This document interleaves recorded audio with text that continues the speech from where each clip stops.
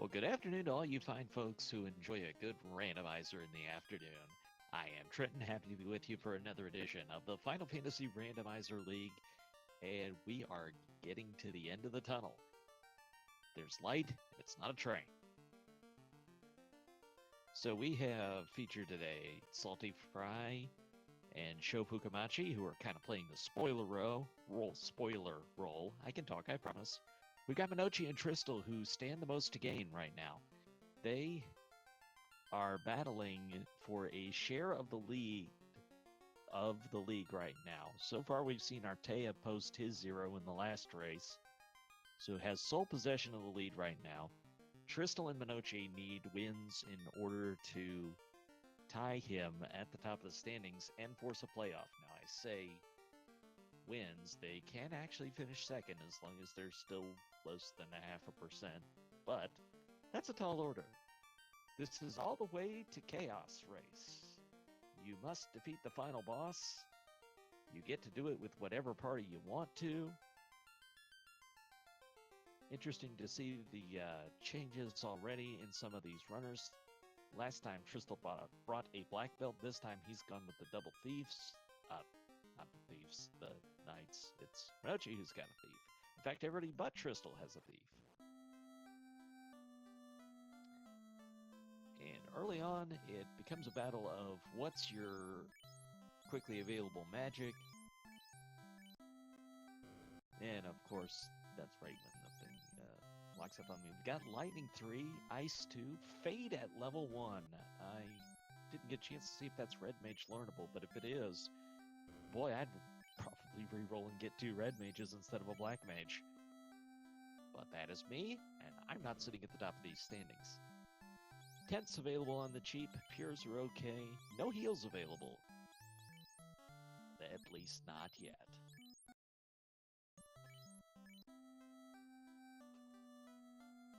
Oh, we've got a donation from Maya, contributing to the cause of Randomania, bringing randomizers a platform to show off what they can do. So, appreciate it to Randomania and Maya for its donation.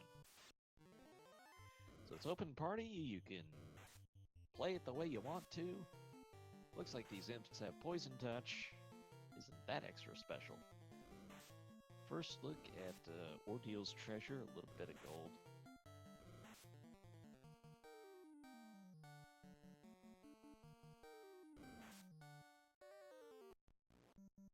One of the things you can do to help your cause a little bit, the experience is only 2 times. Actually 2.2 times normal, but no bonus per enemy, so one of the things you can do to help you cause for experience is to just run 3 party members, and it'll be curious to see if anybody adopts that strategy, how early they might adopt it, etc., etc.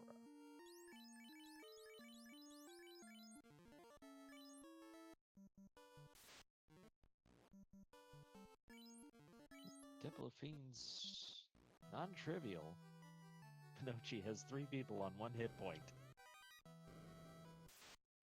Not much to speak of with the treasures here at Temple of Fiends. Certainly none of the key items.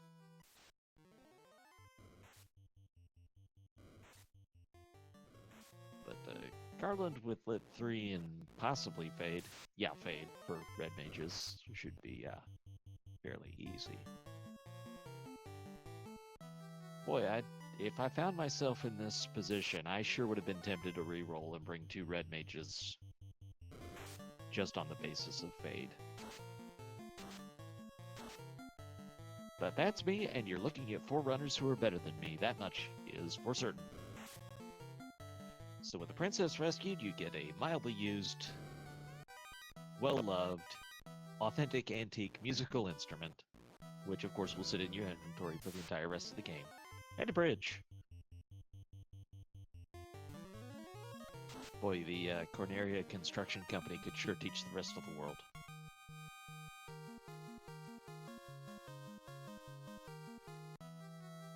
So all of our runners making it past Garland. Nothing crazy so far. With tents on the cheap, I think you'll see probably everybody use that to walk up to Matoya's without investing a lot of time, and you can reset if you don't like what's there. If you don't have those tents available, then the favored play tends to be go over to Provoca first to get the ship and cut down on your commute, if you will. But Salty is going to give us a look at what's here. 2k gold is nice. That's a lot of gold. That's almost 6,000 gold. So that'll help fund the Save the World efforts. Save the World relief efforts or something like that.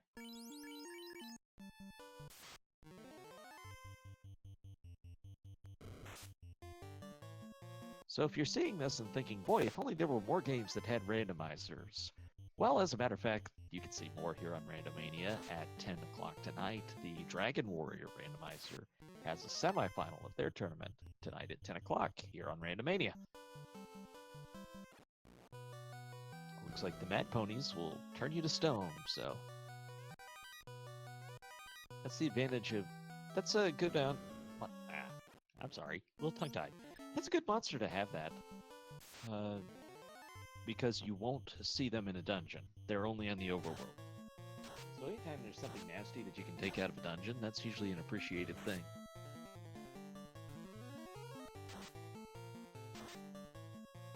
Anything that is on the overworld can be avoided. Well, anything that's on the overworld only, I should say.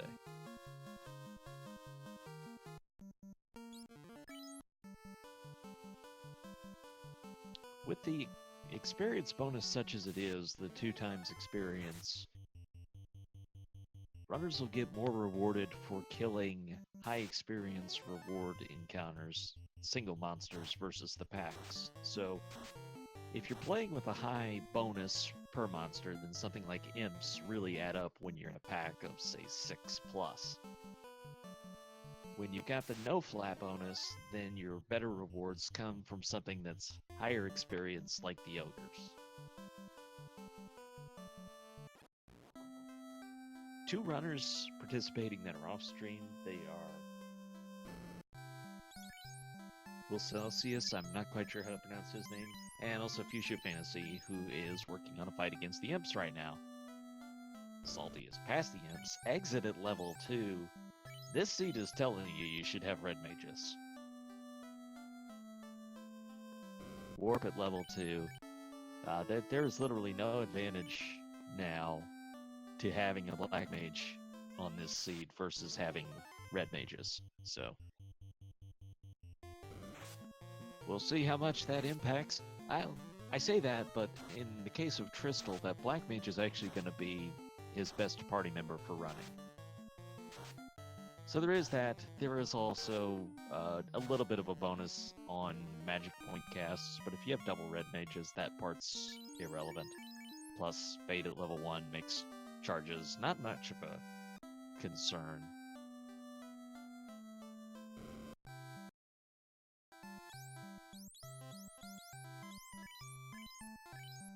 Makes me wonder if anybody does have... Well, Salty's got the double red mages, so I think that's where it could potentially pay off. We'll find out. Common play has been the red mage, black mage.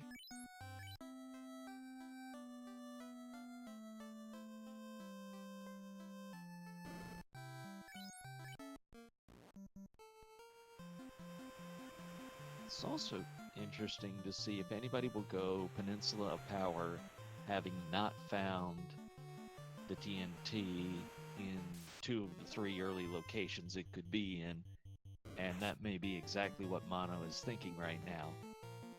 It's got the Fade charges to do it with. You can get a couple of levels there for sure off the damage Fade will deal for you. If stuff didn't roll too high on its HP, then you might be able to one-shot everything with 1 cast of Fade. Of course, resistances and stuff come into play. No telling what skills stuff has as of yet. But Mono's got a pack of zombies here. Looks like they've got more than 100 HP. He noped out of that, in fact. Salty and Tristal in Dwarf Cave.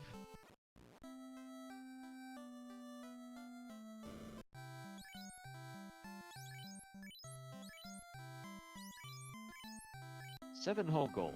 Try not to spend it all in one place. I dare ya.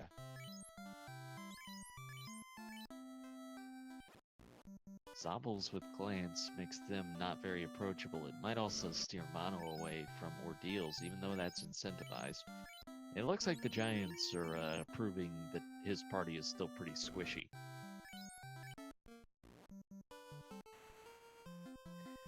Still don't think Mono's strategy is something I would write off as of yet. Though the one thing I think he could have done different was maybe get a level or two around Provoca where you could still go back to the inn. Be a little bit more durable when you come up here, plus have a couple more spell charges. Kind of the approach I like. I would have liked to have been 4 or 5 before coming here. Instead, Mono got it here. But that's part of why he's at the top of the standings, is because he's able to make these quick routing choices and make efficient use of his time.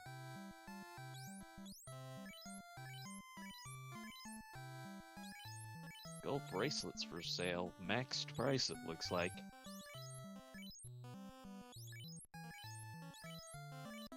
Let's see if we can get a look at the shops here via Salty, but unfortunately I'm having some lag on my end, so I will occasionally miss things, and I apologize.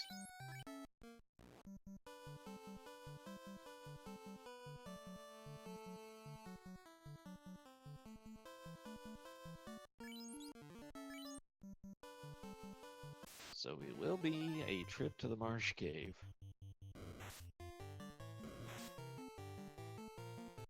With Exit, it's a much less daunting trip, because once you find your treasure, you can just get out of there, even if it's a nasty location. There's our bottle for sale. A little pricey for the early game, but you just have to know where it is to come back later. Heal's pretty expensive. Well, I say that. The price range for things is from 25% to 400%. That's more than you'll usually see heals for sale for, but they don't have to be cheap by any means. It's still cheaper than vanilla. Just seems like with Randomizer, we tend to get them below vanilla more than half the time.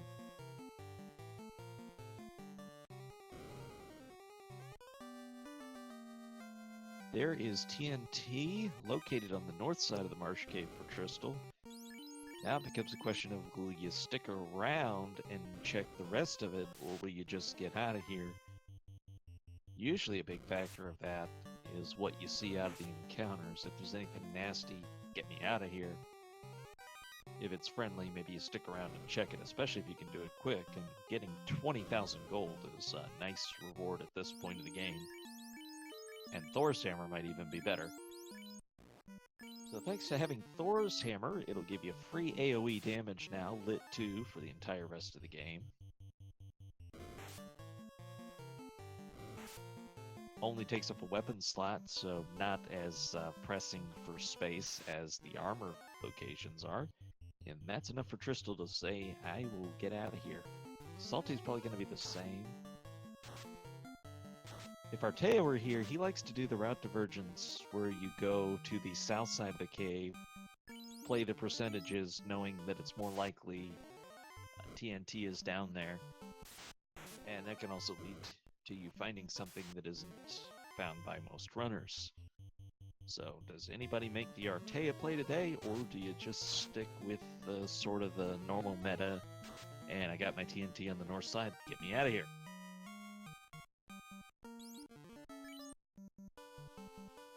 Once you have the TNT, the next play is pretty automatic. You head on over to Crescent Lake, and you grab yourself a canoe. Once you have the canoe, the world starts to open up quite a bit. You've got 3 locations you can go to. They already can go to Earth Cave and do Through the Vampire if they so choose. Sometimes runners will check the first floor. Once they have the canoe, they can go to the volcano, the ice cave, or Castle Ordeal.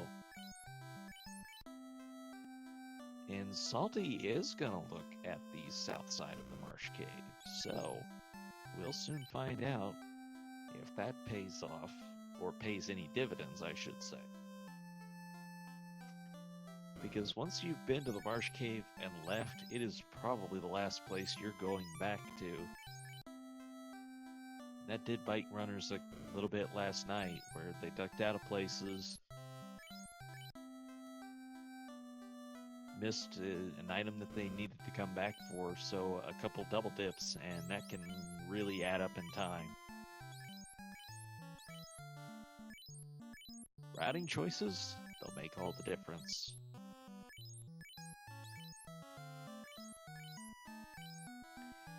And conversely, for Salty, if there's absolutely nothing down in this marsh cave, then he just invested time that nobody else did, so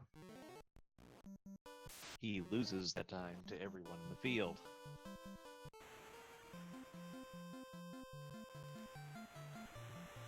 So whatever choice you make, you got the beer to live with it.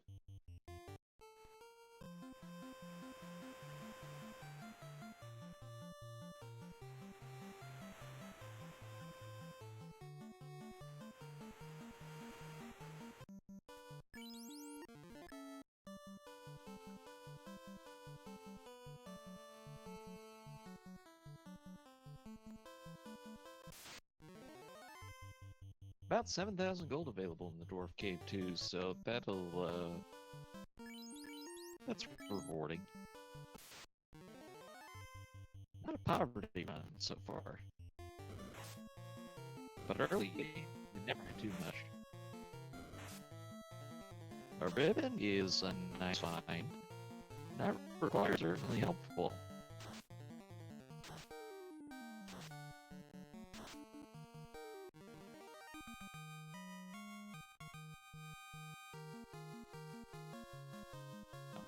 Small change in my end to see something of the lag I'm having, but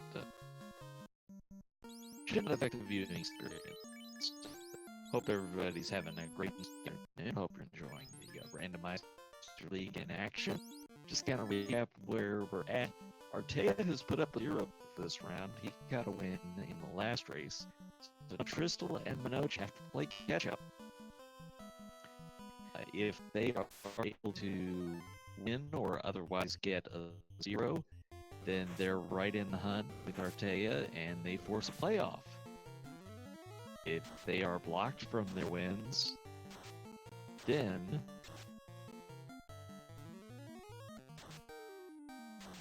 it will be an Artea win of the Final Fantasy Randomizer League. No defense from Artea. Yeah, apparently we got Discord being Discord, but that's just what we have to do. It's that kind of day. It's a Crystal. Deal with the Frost Rurus. Actually, Wolves. He didn't use the fun percent names, but he could if he wanted to.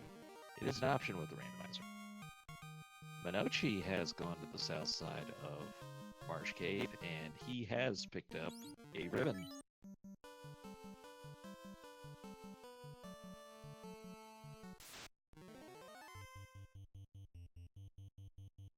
Looks like Fuchsia is the only runner really past the canal stage so far.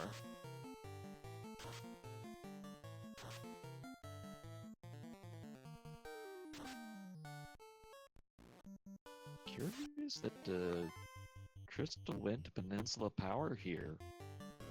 After getting TNT out of Marsh Cave, I would have figured him to head for Crescent Lake. I mean, if you're able to get Peds there, that's going to be better experience than Peninsula Power.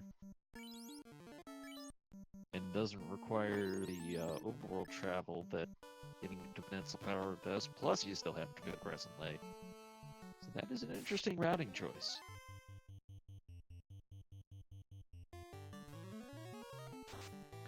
Yeah, looks like these doubles just are not playing nice at all. Some seeds they're easy, other times they're not so much. So we have, just to recap, this script shuffle is on, which means basically anything to do anything, which is how zombies get plants and turn your party to stone. Enemy stats go up to 220%, so they can be pretty high HP, they can be pretty high strength even.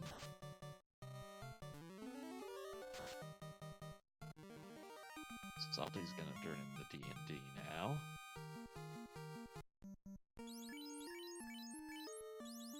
Fuchsia off stream has gone to the Earth Cave. Wizard staff seems to be the highlight there so far.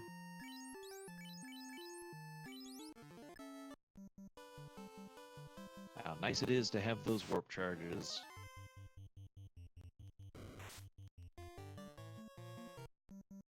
Mono's gone ahead and picked up the bottle, which means he won't have to come back here to get it later. But that's a lot of money to invest in at this stage of the game. That means you probably won't have enough for, say, pro rings if you found them in Melman or Crescent Lake.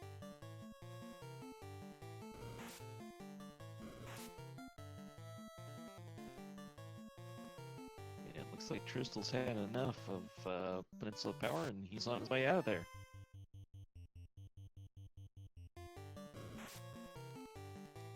This is where we really start to see the routing choices open up. You can go to Earth Cave, you can go on to Volcano, Ice Cave, or Castle Ordeals. With Warp, the Ice Cave is a little more inviting than it normally is because you're able to do the 3 treasure chests check. You also, if you've gone to Peninsula Power like Nochi and Tristal have done, you know you don't really want to fight those zombies right away. You'd rather gain a few levels before doing that experience again. Looks like a lot of runners really have taken the approach of clear out the south end of Marsh Cave, even if I got the ribbon, even if I got the DMT, that is. And so a lot of them are being rewarded with that first ribbon. That is a potential.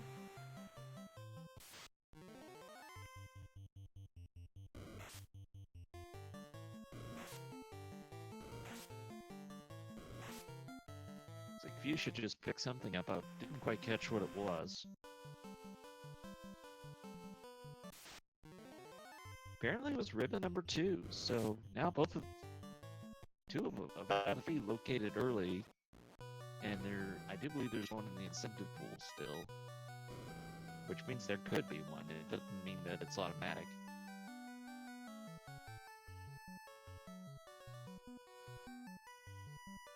Also kind of just shows a little bit of boldness to check the second floor of Earth Cave, but with Warp, it's a more friendly play than it otherwise would have been. That also means that Fuchsia ends up a little bit of clear direction away from the Earth Cave now. And there's always an advantage to being the first one to get through a location. It means you're doing something right. So a silver bracelet here in the south end of Marsh Cave. I didn't see that before, but that's a nice little pickup. It's a utility item, helps you absorb.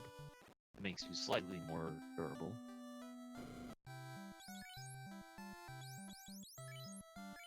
A pretty good spell selection, White Magic level 5. Quad Axe, the only real black magic spell level 5. Silver helmets aren't going to be that interesting to anyone.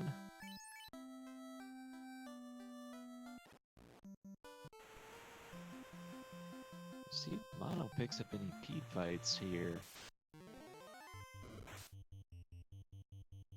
Haven't seen pro rings for sale yet. We've seen gold bracelets. I think they were in Melmond. But either that or elf, but very expensive.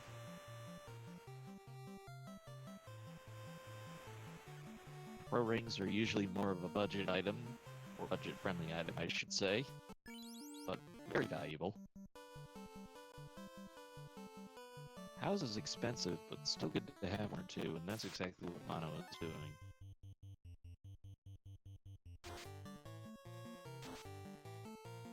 And he's going back to the boat, so he's either going to Ice Cave or he's going to Ordeal. But this would be fascinating if he would go to Ordeal, having already seen the zombies such as he has. But that's the direction he's sailing in. So Mono will sail over to Elfland, take the hard south from there, and line himself up pretty well with Castle Ordeals. Plenty of route divergences. Salty Fry is going to Ice Cave. So we're going to get to see 2 of the 3 destinations at once.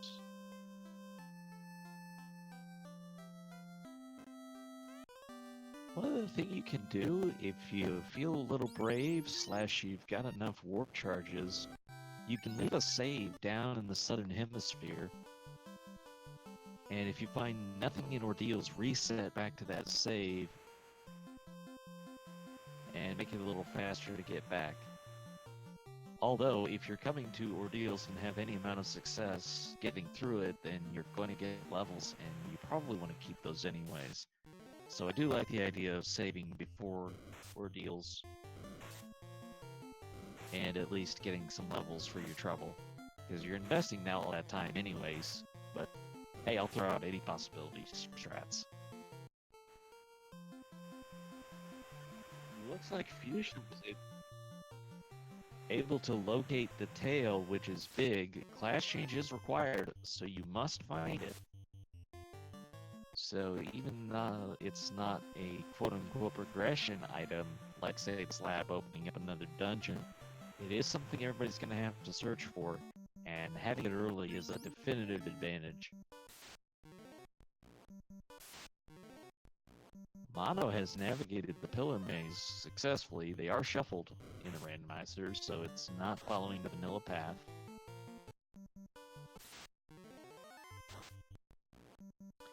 And he's soon about to see what treasures await in Ordeals. Tristle has done the same play. He's here now.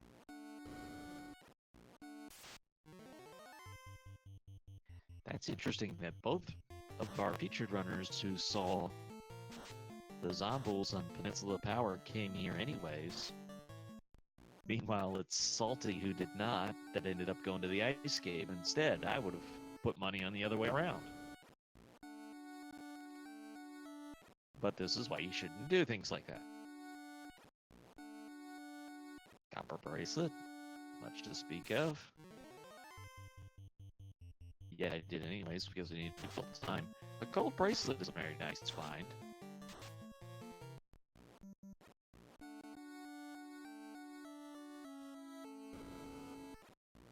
A few more treasures to check here. And then this is an incentive location, so the treasure chest by the zombie dragons has something. We just don't know what the something is yet.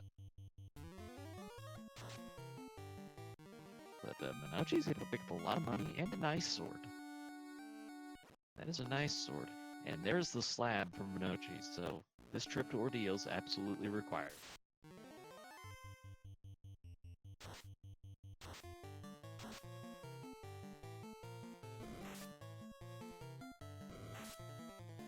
Zombie Dragon not proving too hard, but will Mono look for levels here? Or will he just bow out? He'll look for the levels. You got Fate at level 1, you can do a lot of damage to these zombie dragons. So as long as you don't see any particularly nastiness out of them, like say one-shotting your fighter, then you might be tempted to do farming here. But that one-shot will probably get Minochi out of here. I don't know. I don't life spells, so that's probably too much of a hit to risk anymore. The ruby is located in the incentive chest at Ice Cave. There's the third ribbon is in Ice Cave. We found all 3, and it won't be in an incentive chest. Well, we've seen both incentive tests anyways.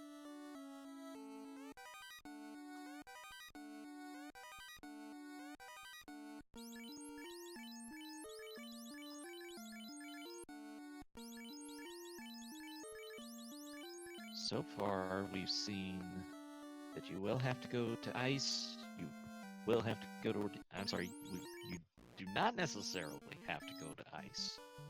You do have to go to ordeal. Ice could be required though if the floater is crown locked. I'm sorry, Ruby locked is what I meant to say, but Ruby could lock the crown too, so those are not mutually exclusive.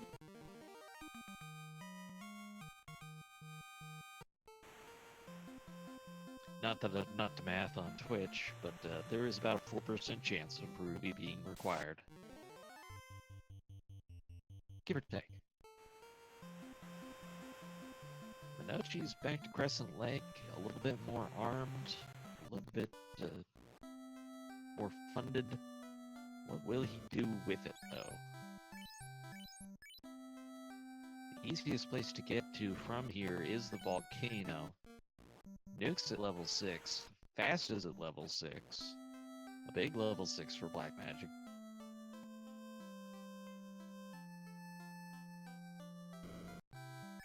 However, Nuke being that high means your thief turned ninja will not be learning it. Nor will he be learning fast, which would have been a nice thing to have for the utility purposes. It's a great spell for a ninja to have in a boss fight if you're going to boost Masamune or Excalibur. Take the pressure off the black mage and he can do something like Nuke for more damage against the boss.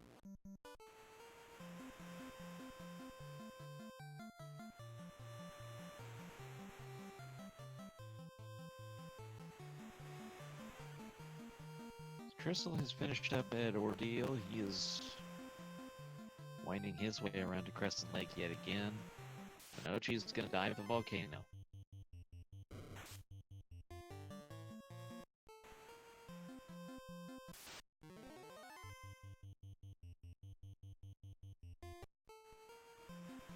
Didn't see anyone try and grind experience from the eye encounter. It is one of those tempting locations. It's a high XP reward. It's placed on trap tiles, so you're going to be able to find it however many times you want.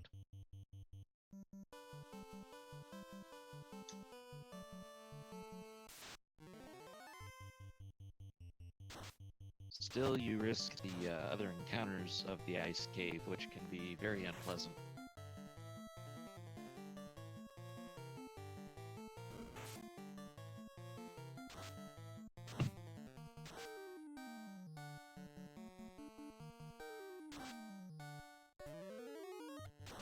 It's going to be on Mono to show us what else is in this volcano right now. Nobody else making the same play as of yet.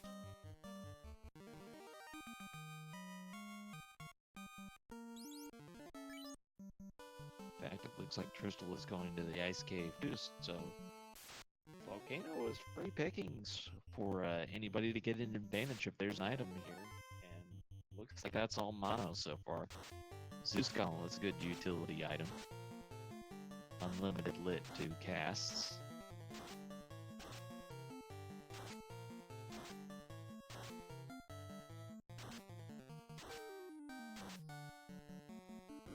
I think one of those things that's interesting is people picking Ice and Ordeal will probably say they did it trying to do something different from the field to get an advantage, and it ends up being what the entire field did.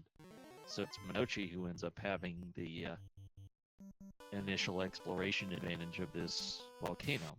And I say that meaning if there's something here, it's his advantage that he was looking for it first.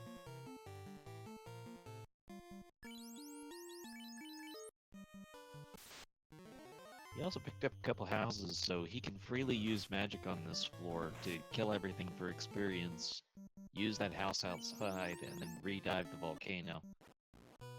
Because this floor takes absolutely no time to get past when you're walking through the lava.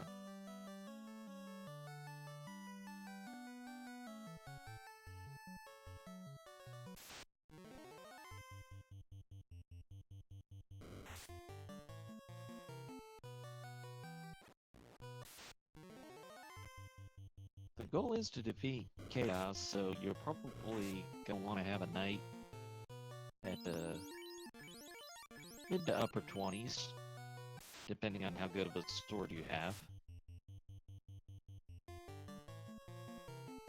You can sometimes get away with it a little lower, but you have to walk through all of the Temple of Fiends, including the 4 fiend fights, so you want to be reasonably durable.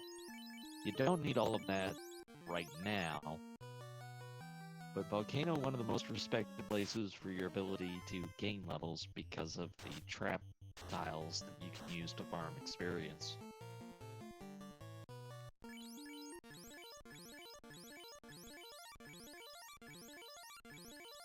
Looks like Fuchsia's on the way to the volcano now.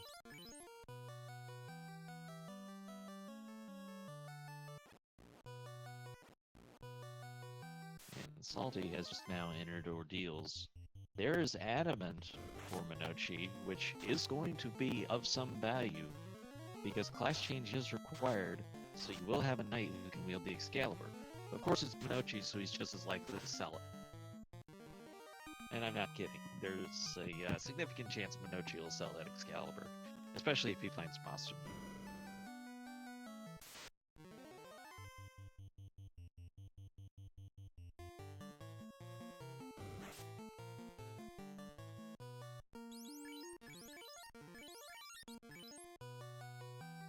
Crystal working through the ice cave. Sho is going straight for ice cave.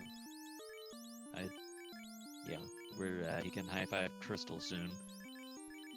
But Minochi continues to work through this volcano, getting the Pete encounters for very nice experience. I think he's already gained about 5 levels in the time he's been here.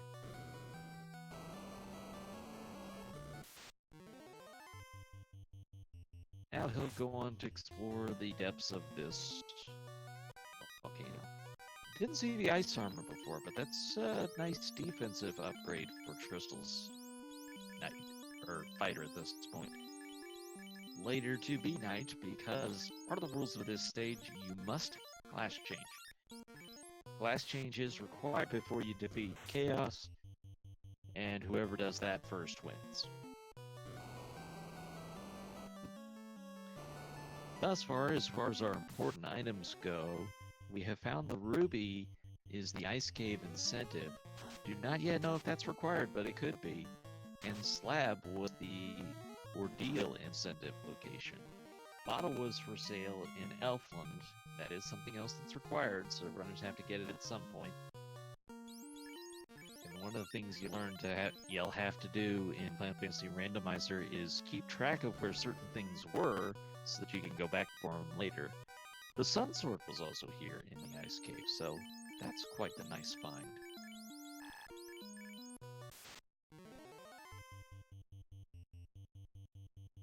I'm not getting a preview of Agamas. Find out how much or little HP they have, how killable they are. They've got more than 100 hit points. Oh, if it took a lit 3 and a fade even resisted, that's not something you're going to want to invest a lot of time in.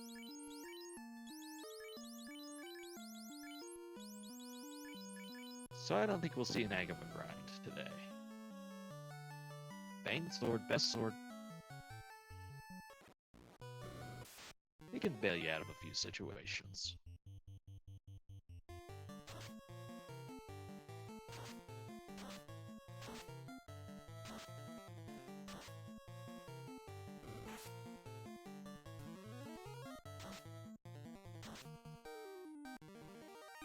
Starting to get a few less options for treasure to be in this volcano. And if Floater is not here,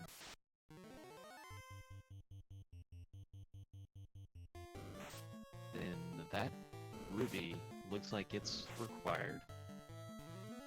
But there's still a few treasure chests left to go to find that out for sure. But if you were trying to math, which I don't recommend while you're live on Twitch, the odds of a ruby required seed are now something like 50%. If not higher. Aegis Shield is a very nice pickup. It's going to be the best shield for a knight.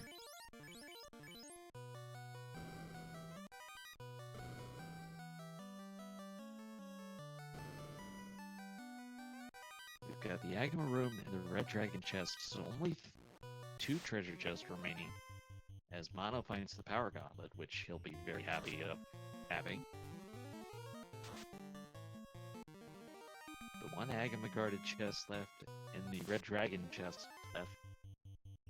So only 2 chances for this to not be a Ruby required seed.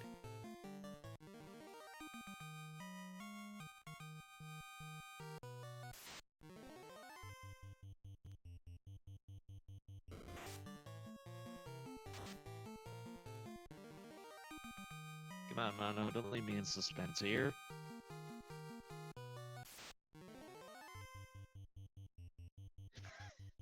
Reordering all his stuff before he checks this. Did he check that? And I just missed it. I don't think he checked that chest. I didn't do his inventory.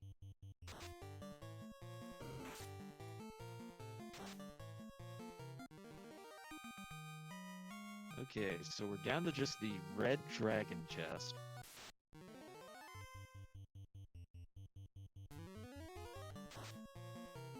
Mono is taking a few of these Agamas here. I didn't expect that. I mean, resists aren't going to happen every time you cast a spell, but just the idea that it was able to take even a resisted fade and lit 3 would have left me hesitant, but that time he's able to clear it just fine. So he's going to get 2 more Agamas that he can either fight or run from on his way to check this Red Dragon. And the statistics are such now that we are more likely to be in a Ruby required seed than not. Because if I've logicked correctly, this is the only chest we've not seen for many other runners as of yet. So either this is the floater or Ruby is required.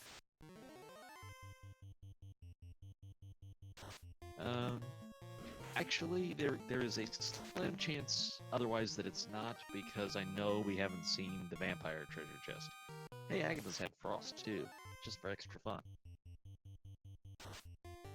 So there is some earth cave that we haven't seen yet.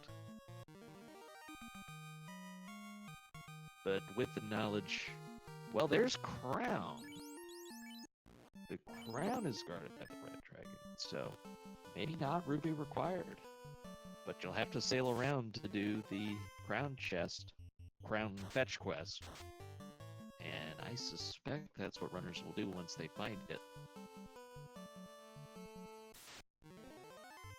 That ruins the whole diatribe I was about to go on to about checking the Earth Cave. Which is, I would have gone and gotten the rod first before you check the Earth Cave, so that even if you found Floater, you're still able to full clear Earth Cave the first time you go. And we are about to get a look at the fight against Carrie.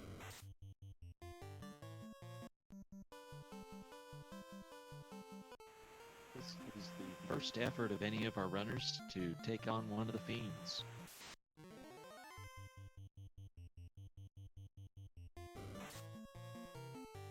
No Lit 3 feels bad.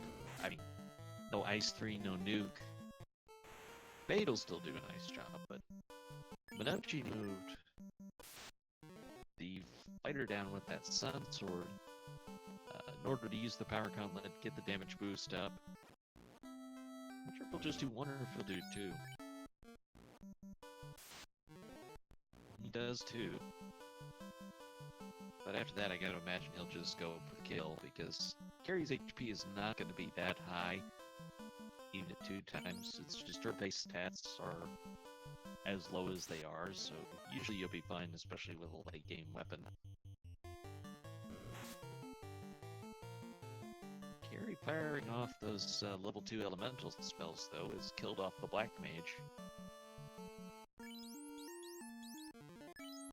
And Mono gets his revenge by taking out Carrie.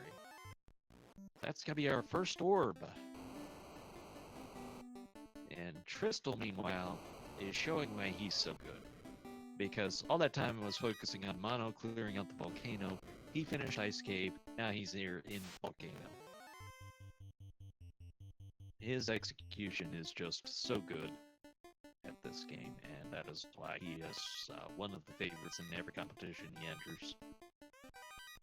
Sho, meanwhile, is doing a grind for experience against this eye. You can get a lot of experience here. Fuchsia Fantasy, meanwhile, is on the carry fight as well. But if you're trying to judge the horse race, I would say that Minochi is in the lead so far, having picked up the crown, which is required. The question is it required to get the floater, or do you have to use the ruby?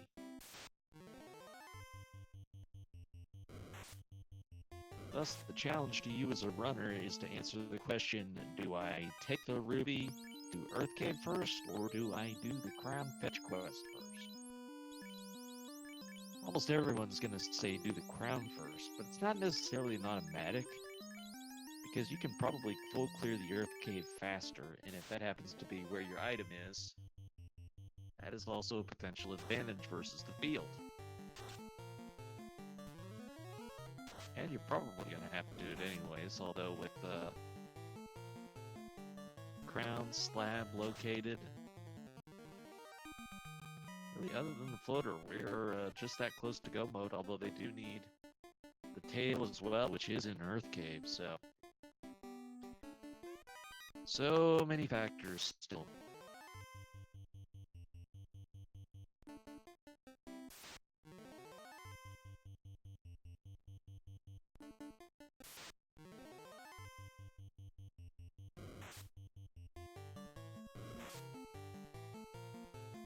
And your potentially biggest source of time makeup versus the field is if you didn't go to Ice Cave, which would leave you a ribbon down.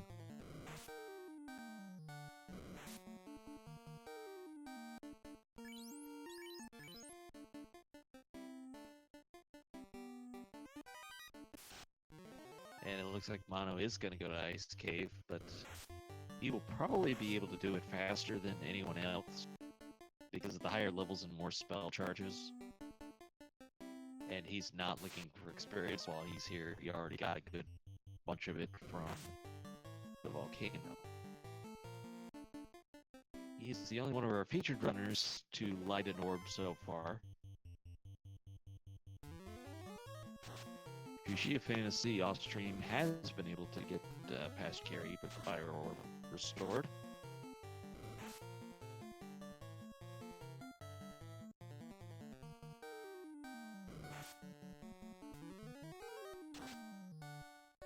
So it's an interesting decision for Minochi to check this instead of doing the crown quest, but knowing that this is an incentive location, you can understand the reasoning for him. I believe he also has 2 ribbons right now. And should have the slab.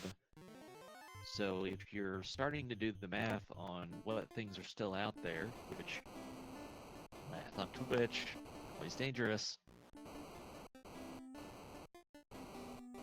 but it tells you there's a pretty high % chance that the floater is here in the Ice Cave, so it makes perfect sense that Minochi would look for it.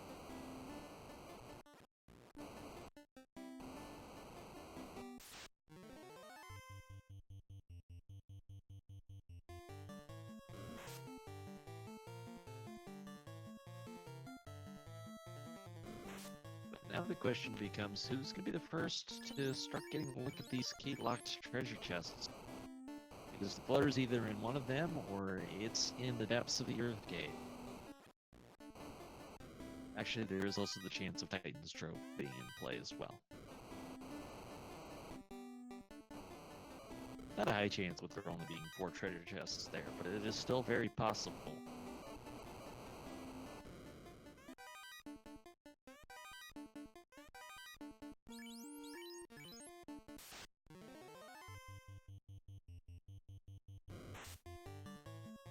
Fuchsia Fantasy is in Castle Ordeal. That is a required trip, we know. But it's not going to take you any closer to the floater.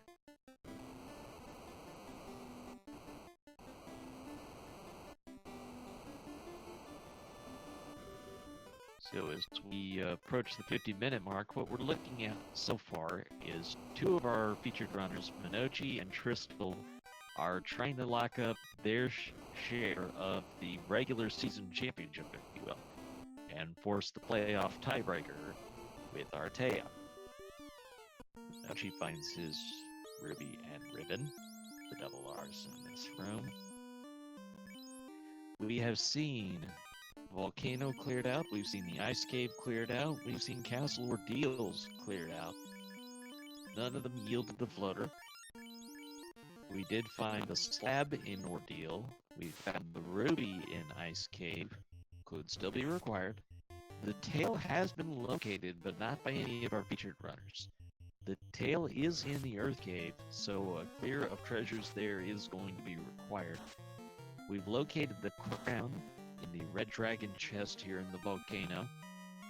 Absolutely required because you will need the Mystic Key, not only potentially for the floater, which is the highest percentage chance right now, but you will need Mystic Key to be able to complete Temple of Fiends Revisited.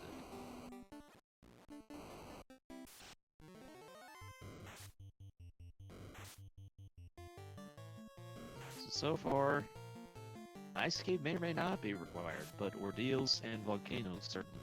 So is Earth. That is aside from the orbs, but their treasures are required.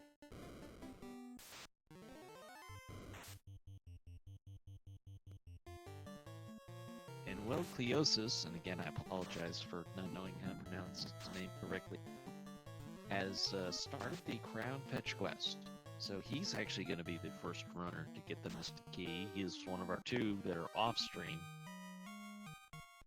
That could be interesting, though.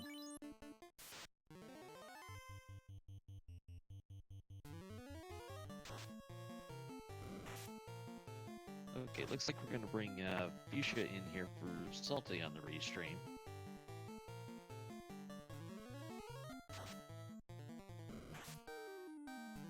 I'm going to get things updated on my end to match that.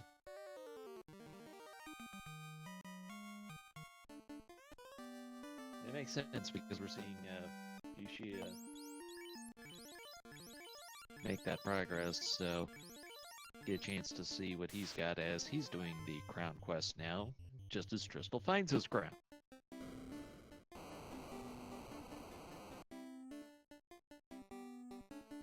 And like I said, this is obviously the higher percentage play that give me just 1 second as I try and sort out what I did.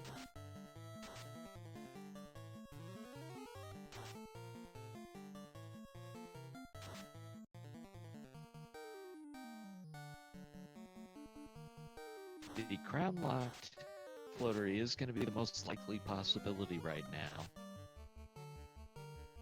The other option is that it is ruby block. We don't yet know, but it does make sense that it would turn in the crown fetch quest to learn that information as fast as possible. And it could be plenty of other good stuff too. Although not the tail, because we know that's the narrative. But most of our runners don't know that. Our featured runners now, Fuchsia is the only one who knows that. He found the tail earlier on. We found all three of the ribbons in Marsh Cave, Earth Cave, and Ice Cave. So most are running around with 2 ribbons right now. Tristal might only have 1. Because I don't believe he did the South Marsh Cave, and I think he was the only one of our featured runners who made that decision.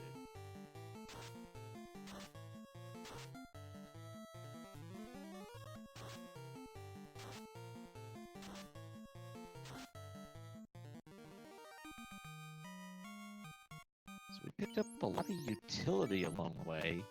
We've picked up a lot of the go mode items. Once we have the floater, we're going to see the runners tear through this sea pretty quickly, actually.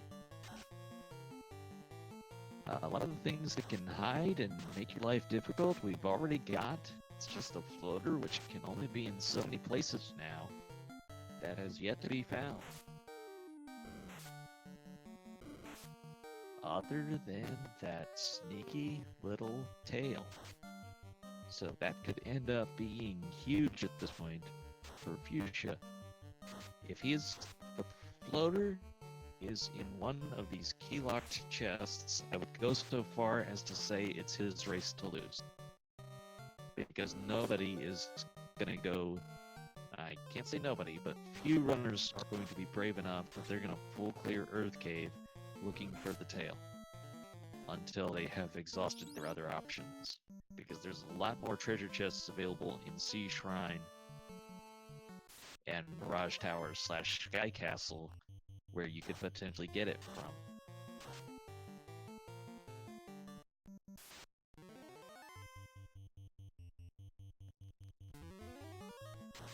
Alright, so Fuchsia begins the search of these crown-locked treasure chests.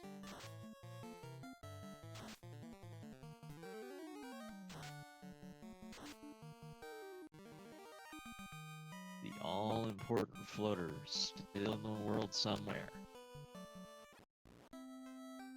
Or the cap, you can find that too. It's a big chunk of money. Nice. Fine.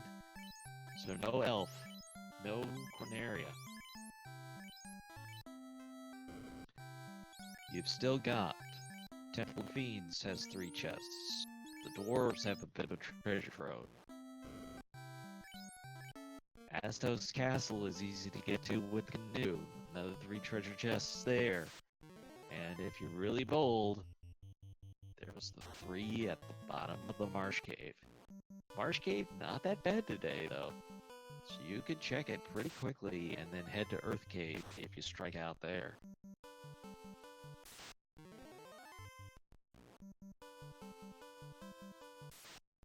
But I really believe for Fuchsia, the best news in his case would be you find the floater in one of these crown locked chests, in which case that tail advantage is so important. If you have to find the floater behind, say, a ruby block, that's gonna make it more likely that runners do go to Earth Cave and could find that tail without them getting much of an advantage. A katana is worthy of taking out of Temple of Fiends, but not the item that Fuchsia was looking for.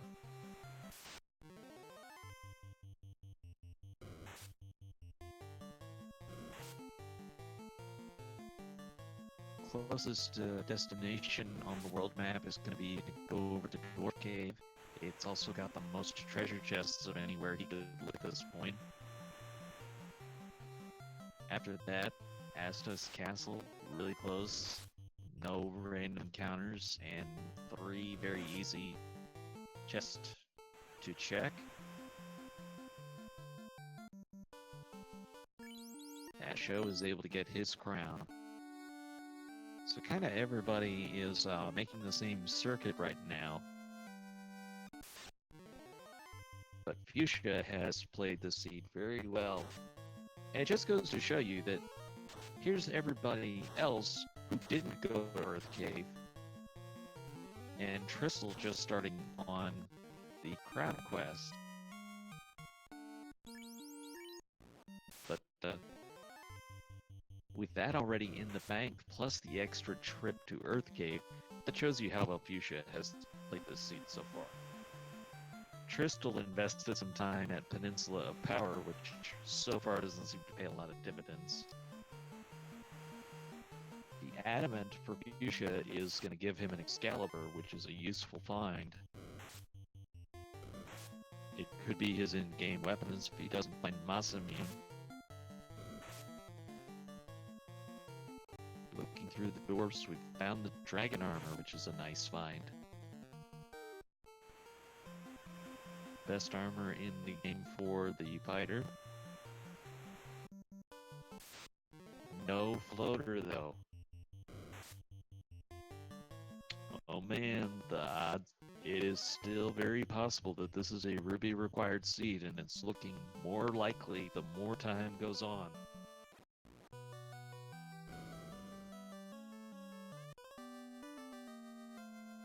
So, quick dive to Astos' castle.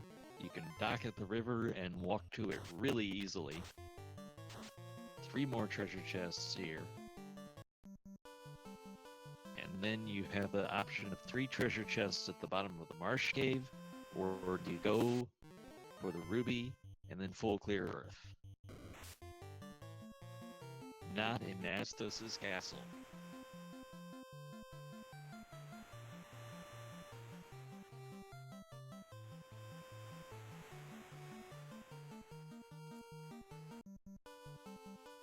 And this is not a play I'm sure I'm crazy about for Fuchsia.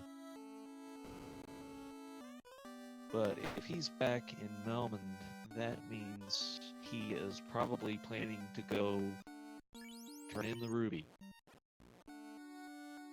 For him, the best case scenario is that the floater is at the bottom of Marsh, and that you didn't need the ruby. But when he makes this play, then it shifts to, well, maybe that somebody did check Marsh Cave with the Mystic Key before going to Titans. We'll have to see. But again, so far it's the advantage that Fuchsia is the first one to cover this ground, so even if this is the right path and the early dive to Earth doesn't pay off, the fact he's able to do this faster, ladies and gentlemen, this is a ruby required seed. The Titan had the floater all along. And it looks like she's even gonna go walk to pick up the rod. He's gonna go get his airship.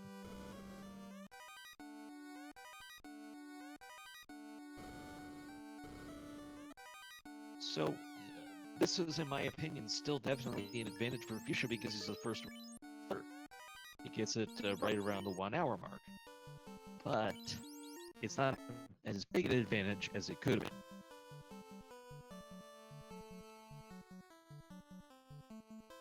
Because if you had not needed that ruby,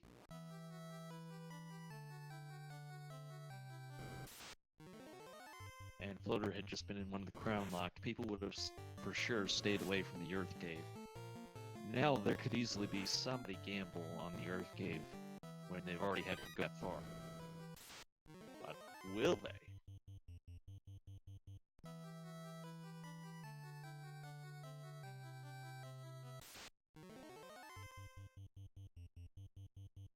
Generally speaking, the encounters of this seed have been pretty friendly. The ensemble is probably the worst we've seen. Maybe the bad ponies, but they didn't very often. But a ruby required one. They will happen, and this seed is proving.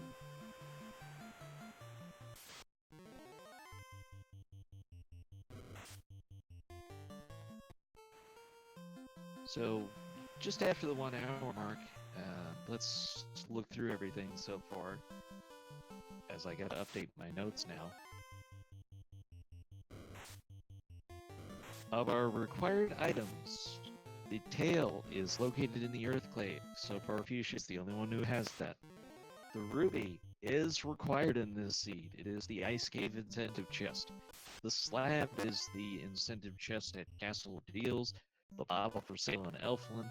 The red dragon was guarding the crown in the volcano, and the floater was behind the ruby in the Titan's Trove. Fuchsia picked up the floater right about the 1 hour mark, and now we're curious to see how long it takes anybody else to get it.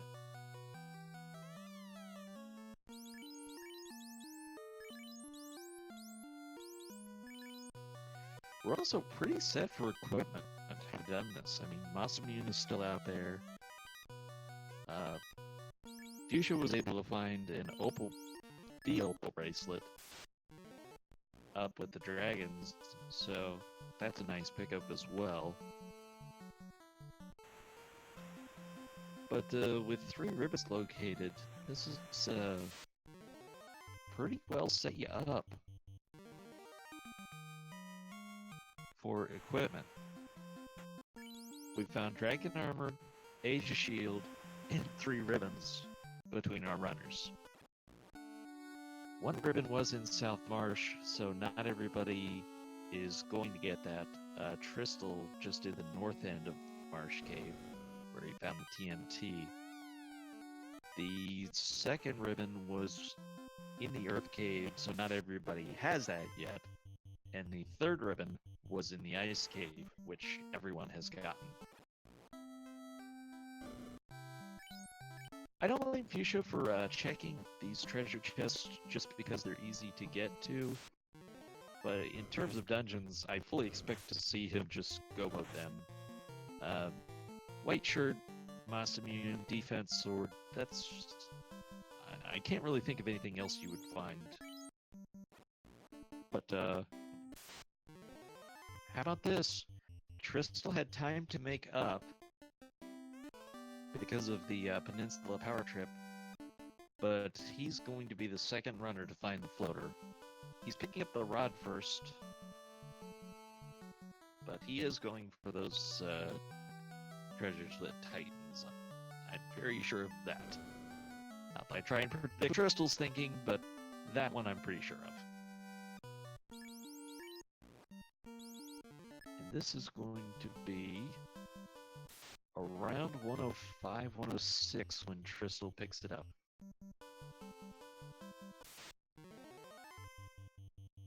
I'm curious to see the timestamp on that because it just goes to sort of show the time advantage that Fuchsia has in terms of the floater. And there it is. It's at 106.30. That Tristal is our second runner to find the floater.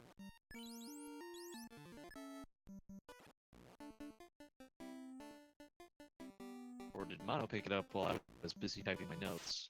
I think he did the same as Tristal, where he walked through to get the rod first, and then he's going back for it.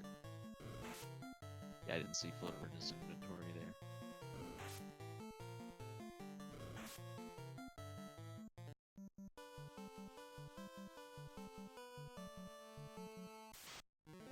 So little does Tristal know, that's actually quite a good thing for him. I don't think he would anticipate that he was the second runner to find the floater.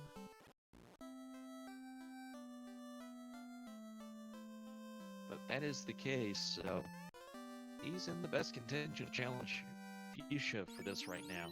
But still, with the tail in the bank, and the first one to get the floater, I would still call this Fuchsia's race to lose.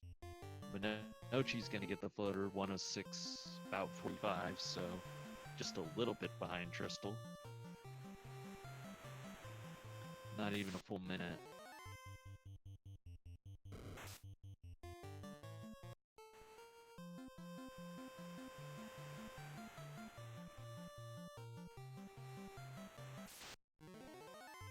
So, we still have to defeat all the fiends, get to Chaos, and win.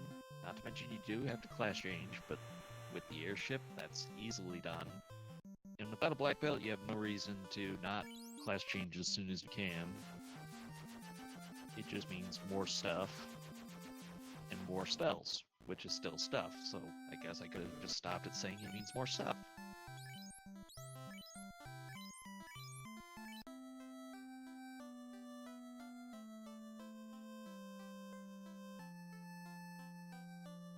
But still, everybody running so close together right now.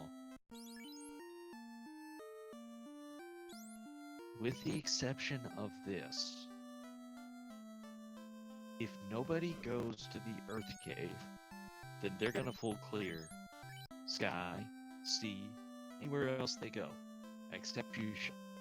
Fuchsia has every reason to go mode these dungeons.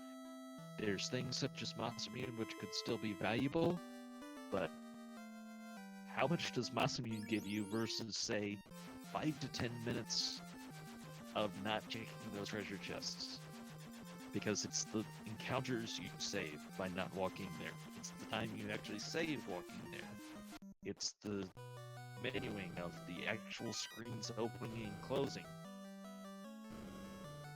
There is a lot of time to save for Fuchsia, but just go moding the rest of this game. Which isn't to say he'll completely bypass treasure chests. There's still a few I would check while Masamune is still on the table, but I'm talking about going deliberately out of the way to check anything.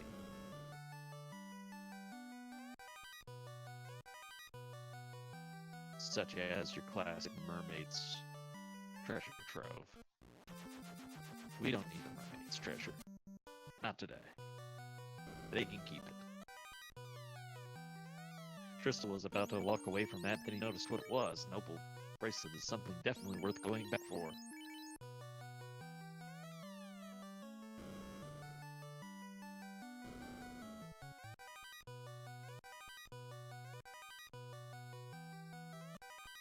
The other question will be if your levels are good enough.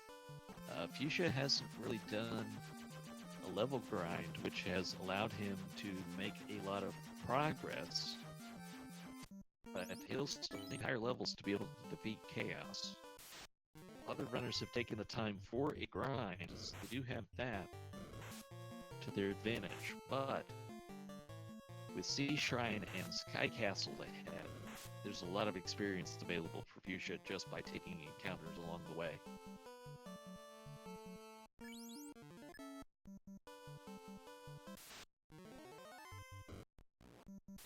Meanwhile, finding that adamant is looking like a much better play, as with all the treasure chests we've gone through, there's still no sighting of the Masamune. Gotta remember to get the cube like Fuchsia does, because you won't be able to complete Sky Castle without it.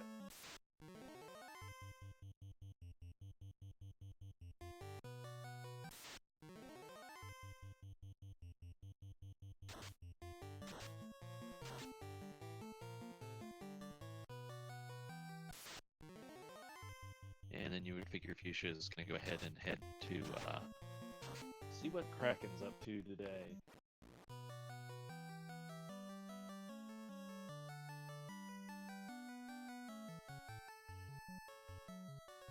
Meanwhile, off stream, Luciosus has just located the ruby in the Sea Shrine as Mono gets the job.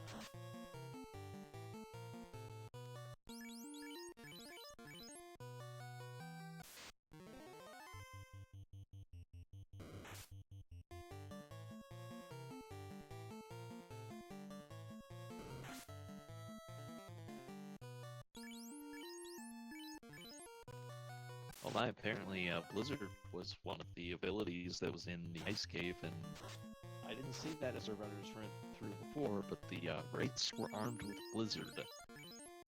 That could have made life very unpleasant.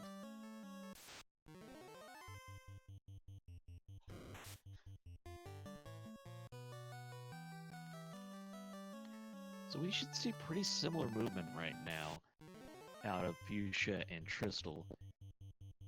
The big divergence is going to be that Fuchsia should go pretty well straight for Kraken, while Trystal is probably going to have to, at some point, go after the mermaid's treasure.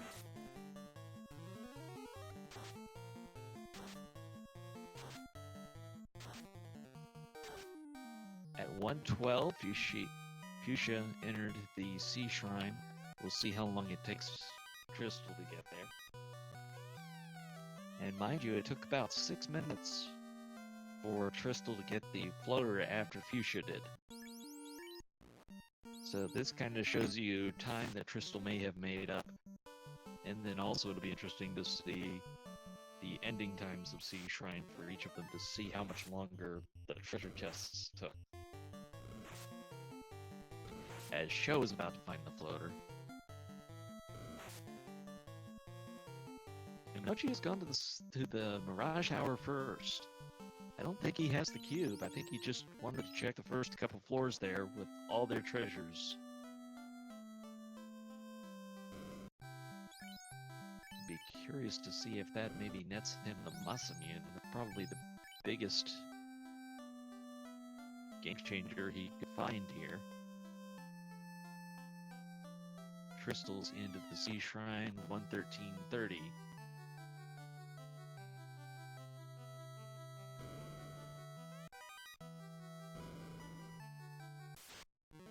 So about a minute 30, Tristal gets into the same place as Fuchsia, even though Fuchsia found that floater about 6 minutes earlier. So, like I said, you get to see the skill of Tristal, how good he is at executing this game. He doesn't mean he'll do everything perfect, but he sure does a lot right.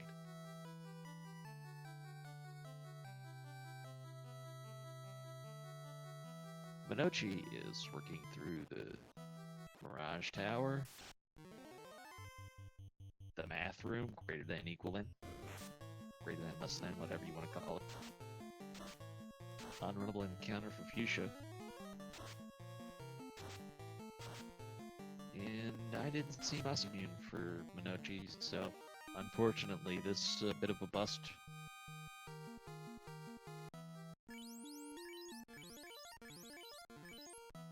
Tristal has decided to go the Kraken side first.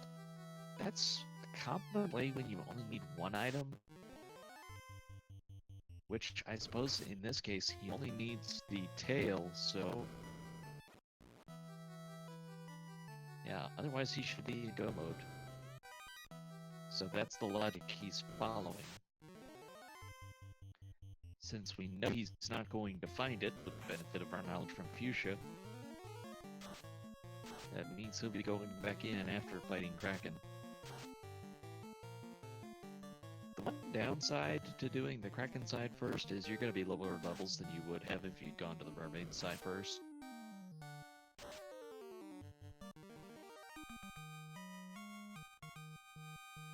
And usually you'll take any extra damage you can get against Kraken. Programming pick up for Fuchsia. That's kind of what I was talking about, where even though he's in go mode and doesn't want to go out of his way to check treasure chests, those 3 are really easy to get to, and when you start adding up 3 here, 2 elsewhere in the Sea Shrine, that's 5, you've got 4 more in the Sky Castle that are just right there, that's 9 more chances to find something you don't have, like Masamune, and that really adds up for not a lot of time investment.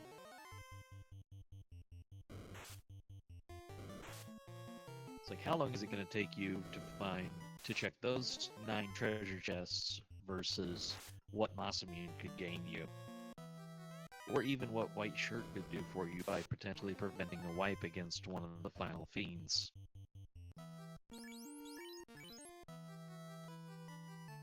Tristal, meanwhile, has to check all of these treasure chests because he needs to find the tail still. And that'll be the same story for all of the runners who come here. So coming up on 117, it'll be that Fuchsia gets to Kraken. So it was a 5-minute dive on the Kraken side for Fuchsia.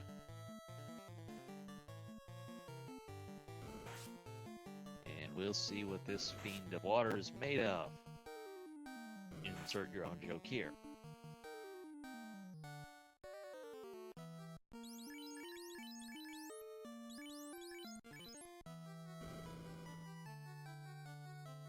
Tristal came into this Sea Shrine a minute 30 behind when Fuchsia did. So as you're kind of trying to compare how they've run this, and Fuchsia is done at 117.50.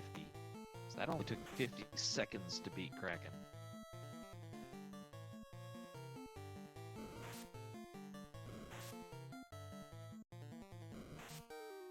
If Tristal is there before 118.30, then he's made up time.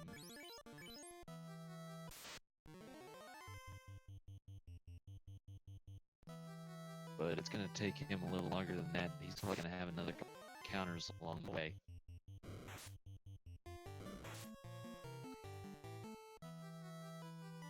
And that is the one item difference when it's the item you need to find.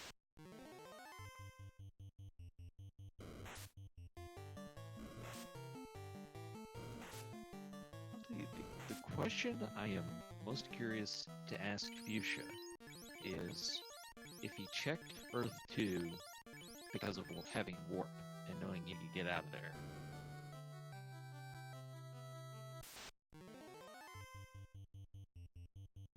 Because that has made all the difference for him. Being out in the lead so far, but still, this is such a close race that different experiences in Temple of Fiends can change everything.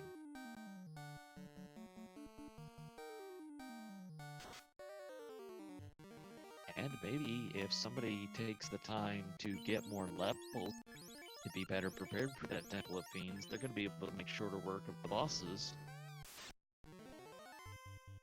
119.30. Crystal gets into the Kraken fight.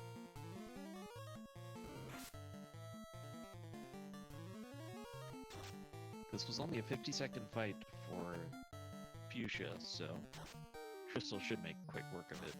Although he lost his Black Mage, that'll slow you down. You don't have the damage.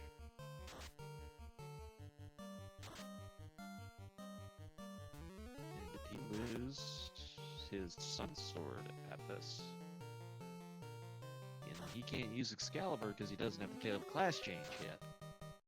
Which is also one of those subtle advantages that the Fuchsia has I haven't talked about. But the Excalibur being a better weapon probably made this an easier fight than everybody else is having. Because this was just a very quick fight for Fuchsia.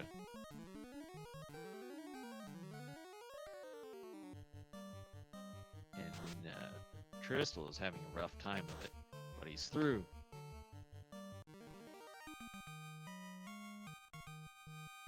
$120.45, we'll call it. Crystal is through that fight.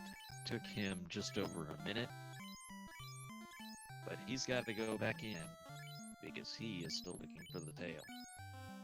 And you're not going to double back to Sea Shrine because of where it is in the world, so he will go back in here and check every one of the treasure chests along the way to the mermaids. And alongside the mermaids, for that matter. Fuchsia, meanwhile, is going to go into Mirage Tower at about 121.30, we'll call it.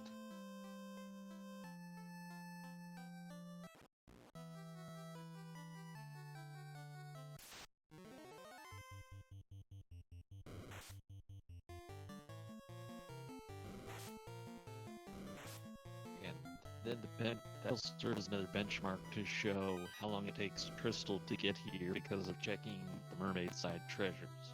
But it's what he has to do with the information he has. There's absolutely no question about this play, because you just can't invest the time to come back here if the tail was here all along.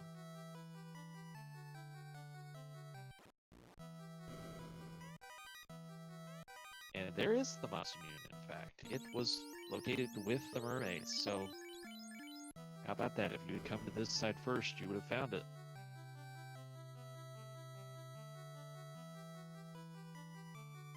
But it looks like that is not going to be the experience of Nochi, who has gone to the Kraken side first. And like I said, that's the rule of play people make when they only need one key item.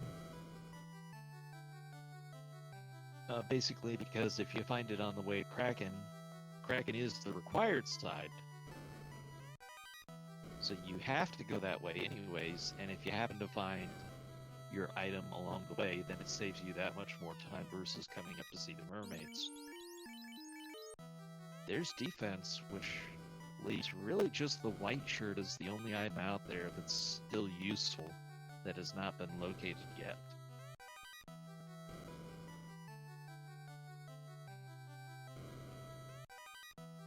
Fuchsia's going to show us just exactly how fast the Sky Castle can be when you don't have to go looking for treasures. Actually, he's going to take a moment against these blue dragons, because apparently they're easy enough that he can make some time on them. One advantage Crystal will have, though, is fighting that Masamune could potentially make some boss fights easier.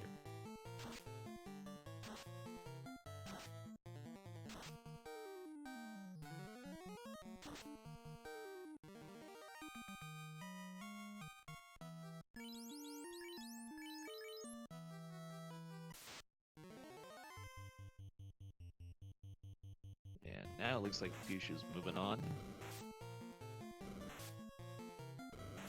And when he doesn't need treasure, it becomes an interesting question of how much time you'll invest checking anyways. Now, he's not seen Masumi defense or white shirt, so he's still got a few things on his wish list. But are they on your priority list where you'll actually go looking for them?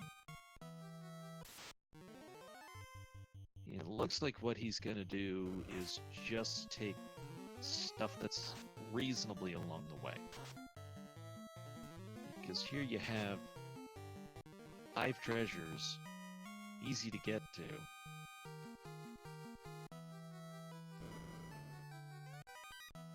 And fighting an eye isn't the worst thing either. They are a random encounter on this floor, they're unrunnable, and a nice pile of experience. And you're not going to have any trouble with Excalibur. Skirnagas should also be very easy and good experience, but unshot territory it doesn't look like. With only 3 party members, you're getting 1,000 experience a pop, which is very nice.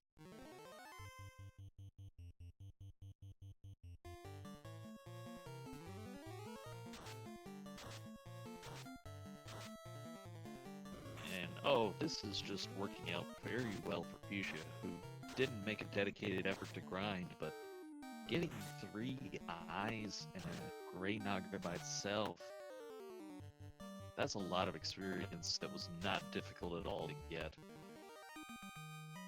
His levels have really caught up with pretty much everybody else right now who did make a dedicated grind.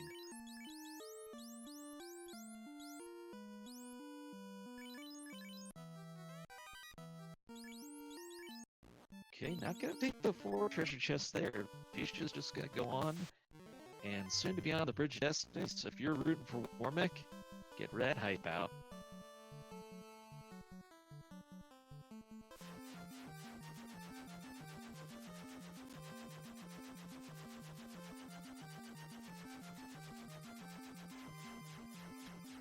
Did Minochi take a wipe in Sea Shrine? Or did he just get there for the first time? Because I thought he went to the Kraken side, but then he talked to... I hope he didn't reset out. I don't know. I was looking away, but I'm just trying to reason with what I saw. Unless I was seeing him talk to a different NPC. Okay, chat telling me they think Kraken killed Minochi. We saw it be a very quick fight for Fuchsia, who had the Excalibur, though, that nobody else had. Because they can't class change yet, they haven't found the tail.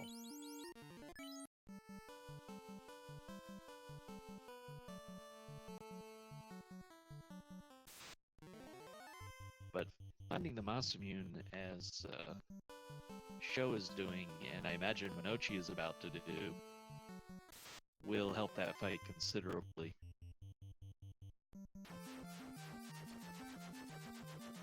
Now we're about to see Tristal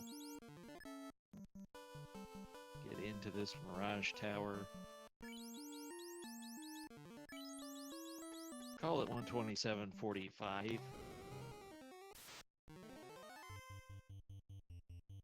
So that is roughly 6 minutes. It's almost identical gap to when they picked up the floaters, so it shows that they have basically made the same amount of time in between, which is remarkable on Tristal's part, considering he did the mermaid side check. Fuchsia did take a couple moments to grind against blue dragons from levels. And now on to Tiamat.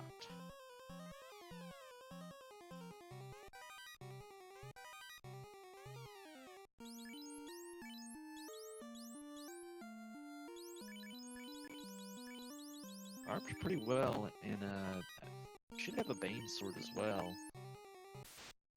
But with Excalibur, you shouldn't have too much trouble with this fight. But apparently, this Tiamat rolled up on some HP today.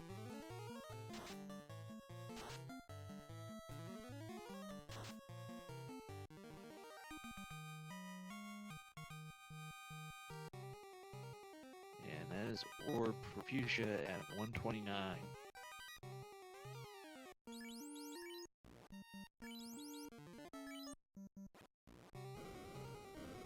So obviously Crystal playing very well and keeping good pace, but still, he has to finish checking everything as he still looks for the tail. Fuchsia is on to the last dungeon, which is the Earth Cave. He's not completed it. He dived the first 2 floors. Gonna go check out the magic shop, I imagine, and see if he can learn Fade on the Night. You never turn down extra charges of Fade. I actually thought this was a seed that was tailor-made for having 2 red mages with that level 1 Fade. Nuke wasn't available till level 6 by comparison.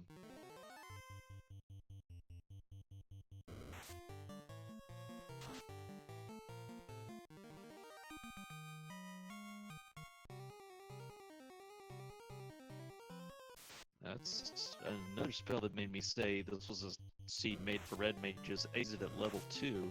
I don't know if we ever saw the life spells, though. I did not notice when or if we located them.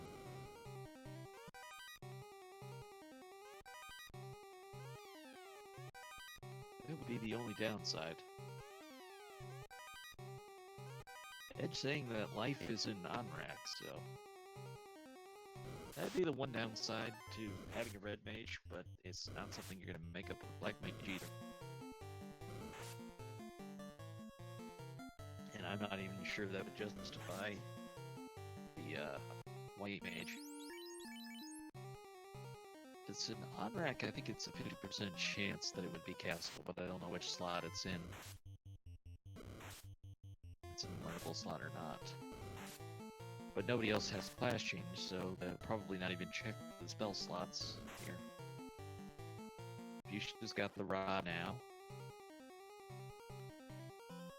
And he will make the quick dive through Earth, entering at 131 and change.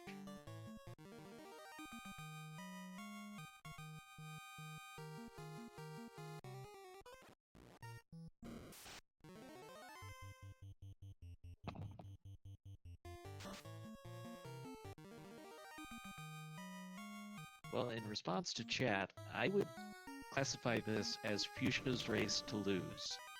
Obviously, he's able to have made very good progression so far. But is he going to be strong enough for Temple of Fiends is really the question. But that said, Crystal hasn't really gotten that much more in the way of levels. I think he's about 1 level ahead of Fuchsia right now. So there is still plenty that can change.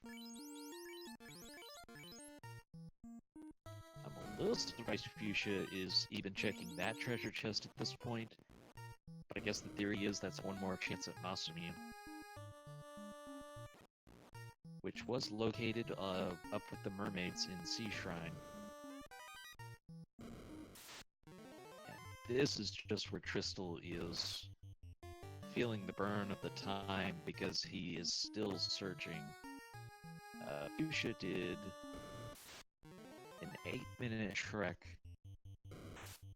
from entrance to orb of the Mirage Tower. Crystal is working on 6-minute range so far.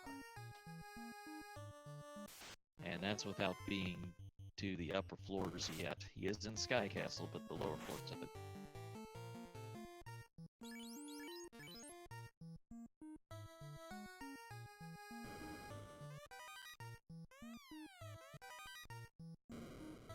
We'll say this, off-stream, Wilsiosis is actually in the lower Earth Cave right now. So he is most likely also in go mode right now. And I do not know about Salty Fry's status right now. But as far as our featured four go, it is only Fuchsia who has thus far located that tail. It was here in the Earth Cave. Fuchsia was a little more brave. Not only did he dive to the first floor, he dived to the second floor, and that has made all the difference so far.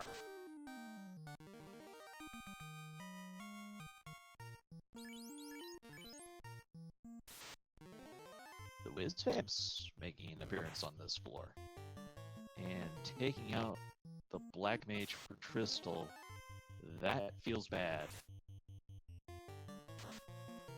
I wonder if Crystal will even try to go to Tiamat with just the two characters, or do you warp out of here, revive the Black Mage, and go through the whole place in like a minute or two, instead of potentially losing the time and levels fighting a Tiamat with only the two party members? That's a tough call, in my opinion.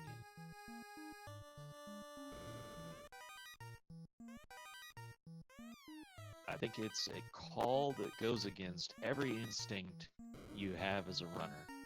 Every instinct tells you, I can probably do this. I can probably beat Tiamat. But the risk-reward calculation in going for it, especially if something happened that took out one of your two party members.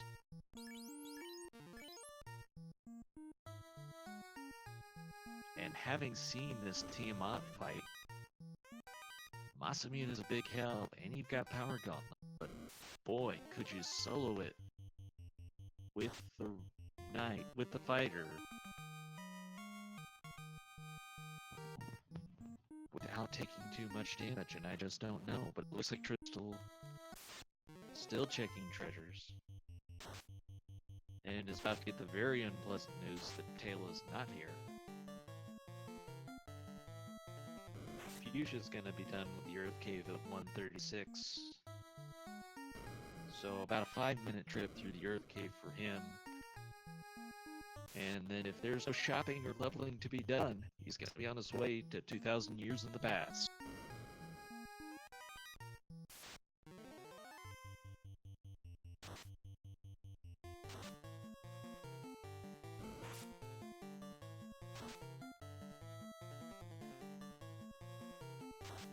For Sho and Minochi, it's still this battle to try and get through the Sea Shrine.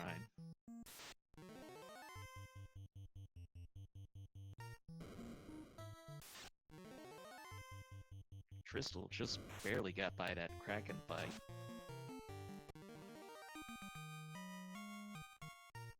And he actually did it without Masamune, which was quite impressive. So I think his fighter would have just been armed with the Sun Sword at that point.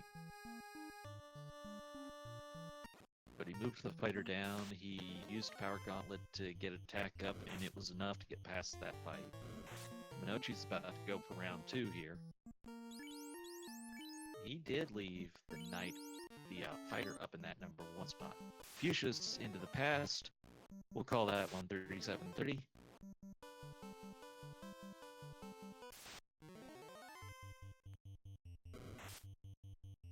And it looks like Crystal is going to go the Resurrect route. Or did he finish Kraken while I wasn't, or finish Tiamat while I wasn't looking? That'd be really impressive. And I guess he did.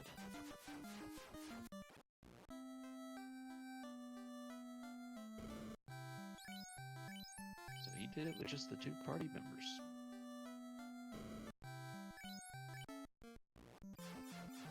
And now he will go...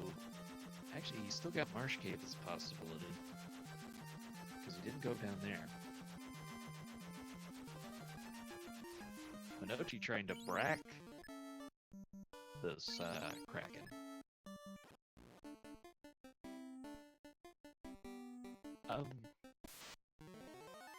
I'm not entirely sure what happened to Crystal as I was looking down at Fuchsia entering Temple of Fiends Revisited. He definitely finished all the treasures, so he knows that Taylor was not there as Minochi gets his water orb lit. So that's probably the biggest thing that happened, is Crystal found out that Tail's not there. I don't know if took on Kraken, because I'd be surprised if he did it that fast. He is Crystal, though, so I don't want to doubt him. I just haven't seen his orb count to be sure.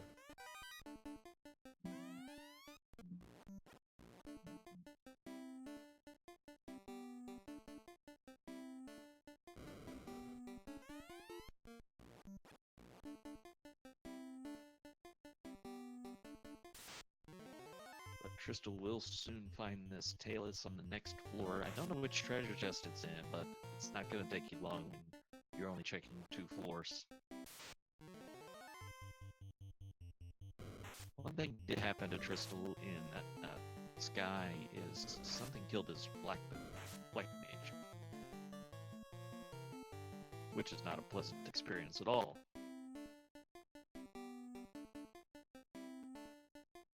Lots of unrunnable encounters in Temple of Fiends Revisited. That's what Fuchsia is seeing now. And Crystal has just located the tail at 1 hour 40 minutes. And I mean, by contrast, that's probably about an hour behind when Fuchsia found it. That's not a time loss directly, but the time loss is built into the dungeons and how much Crystal had to explore versus what Fuchsia didn't need to do.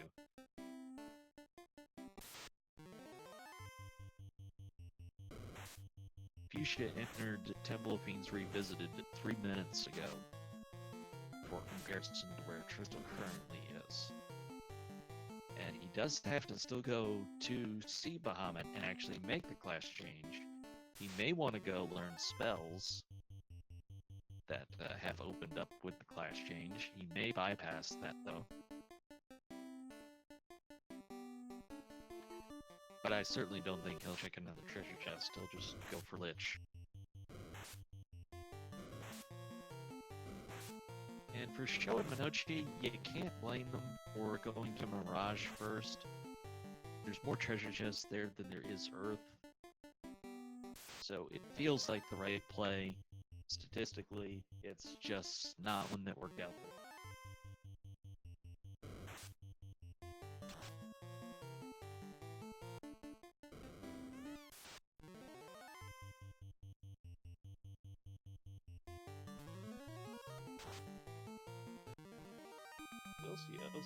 Is fighting Carrie right now. Salty Fry is in the Sea Shrine. Just to update you on our 2 runners that are off stream. And this is where it's really going to show up for Sho and Minochi that they don't have the tail when they've got to go through all these treasure chests and check them like Crystal did.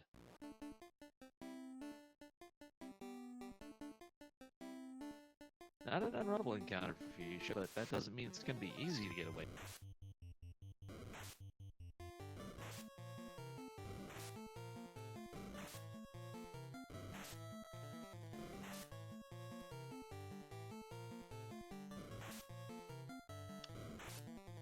And Files has joined us here, so just for you, Files, let me kind of run down what happened. Early in this game, Fuchsia decided to dive the Earth Cave. On the 2nd floor of Earth Cave. Not first, but he dove to the 2nd floor and found the tail. So he's had that advantage for this entire game. Crystal only just found the tail about 2 minutes ago. So this still stands as Fuchsia's race to lose, but nothing is certain yet.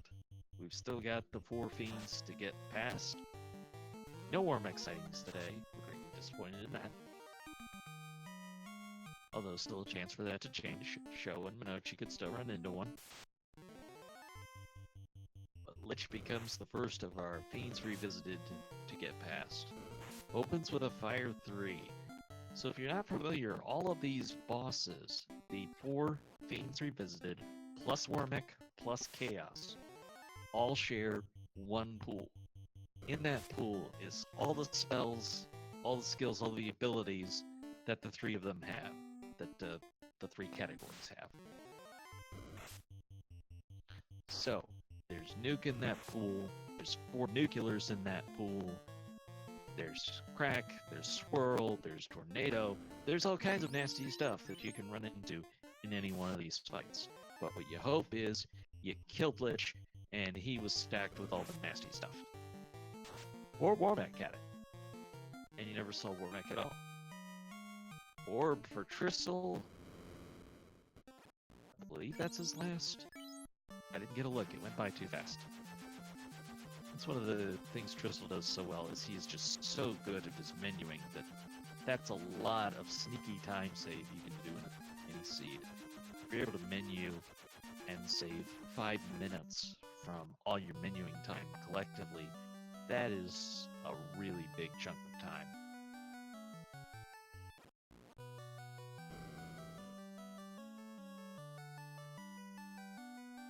Minochi working through the Sky Castle, so is Sho.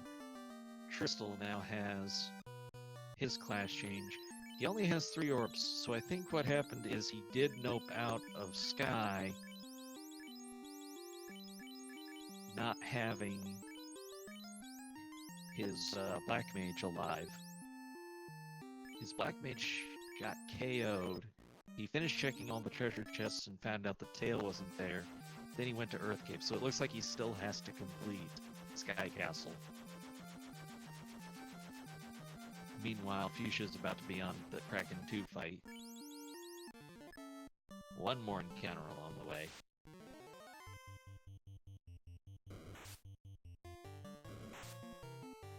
Here we go, Kraken 2. Did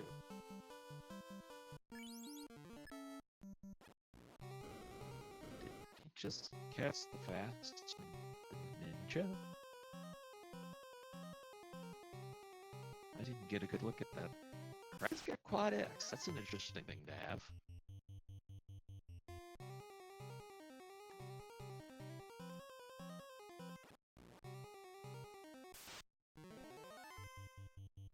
Question: how was the early part of the encounter table? I didn't necessarily get a good look at that. I'm curious to ask Fuchsia, but I think what drove the decision was having early access to Warp. Warp was at level exit was at level 2. So you were going to be able to get out of Earth Cave without walking out. And I'm fascinated to find out from Fuchsia if that was the deciding factor. But we also didn't see anything particularly nasty. About the hardest encounter we saw was the Zombles. Other than Racehead Blizzard.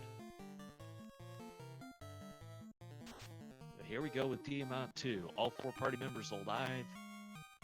And still kicking for Fuchsia. Ooh!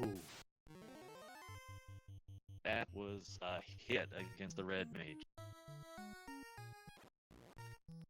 Just barely surviving, and there's no life spells here, so you really don't want to lose that Red Mage.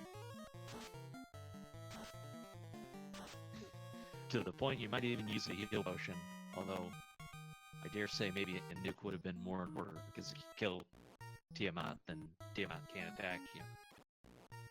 But who am I to question anybody else? Going for the quad X strats. Not there. So Tiamat's still above 300 hit points. Probably not anymore. Really resisted the fade there.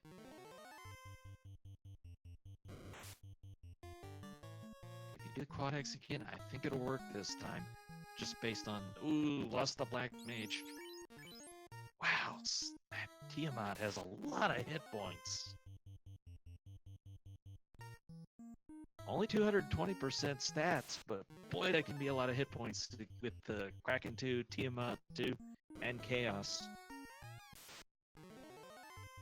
But he's through. He is through, but minus the Black Mage.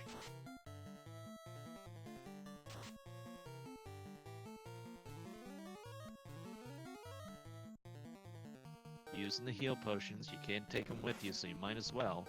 And I'm a big proponent of don't take a step off that tile until you have healed the full.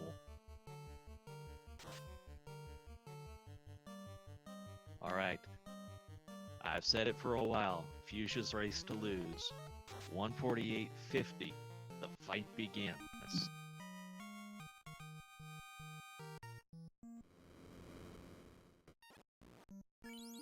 Ooh, Chaos with a big melee hit. We've not seen any of the nasty skills or spells that could be out there.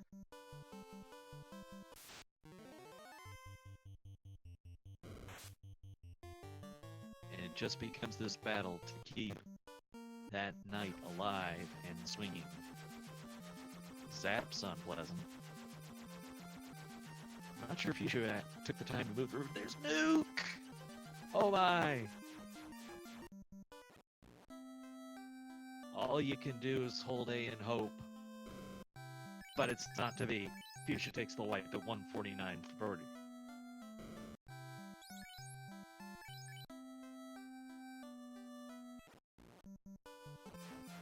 Fuchsia will have to do it all again. But everybody's gonna have to get through the same scenario. Biggest thing, in my opinion, though, is can he survive with the Black Mage alive this time? Question in chat, any access to blah blah blah. The white shirt was never located. The defense sword was with the mermaids. So Fuchsia did not see the mermaid's treasure. He doesn't have the Masamune, and he doesn't have the white shirt. The defense, that is. Nobody has the white shirt. Tristel is going in here with the defense, with the Masamune, so he is actually better equipped for that chaos fight than Fuchsia was.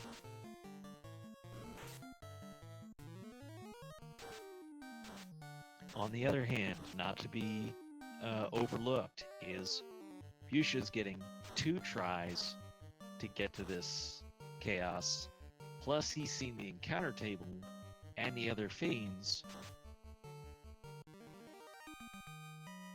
So these are things to his advantage versus Tristel's.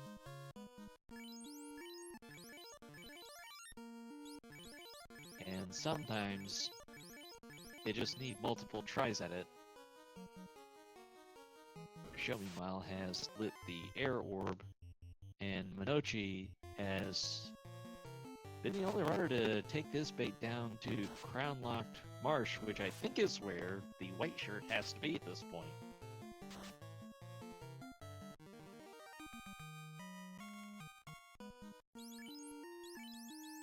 Minochi, Files asks if there was an agreement to not use Black Belt. No, there wasn't, but experience is only 2 times, and stats are only 220%, so Tristel tried the high grind Black Belt strats last night, and then you see what his party name is today. That's what he thinks after having tried that strategy. Fuchsia has left Temple of Fiends.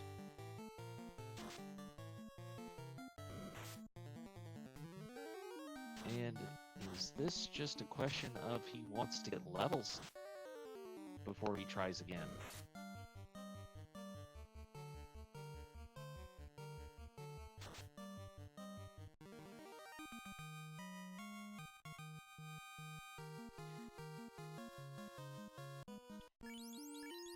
Well, it's a case where more party members are going to help you. We know that Tiamat 2 is really high on it.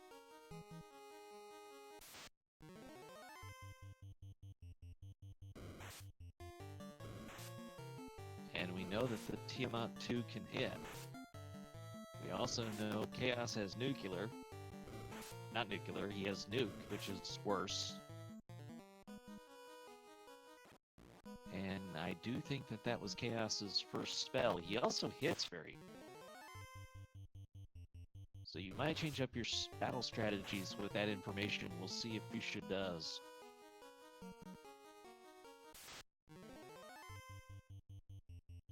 I didn't see Minochi pick up the white shirt, but chat's saying that it was in Marsh basement.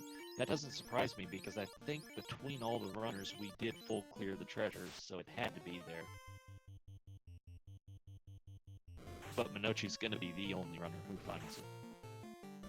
Because everybody else did Earth Cave before they did Marsh looking for the tail.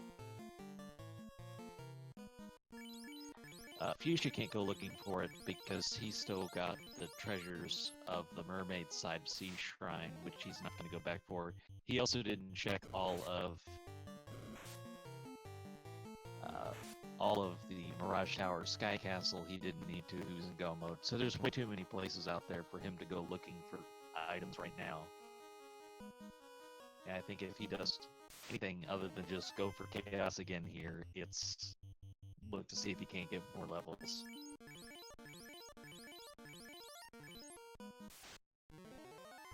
We didn't see too much ugliness out of either Lich or Carry, you know, other than the standard, but skill spell wise, we didn't notice anything bad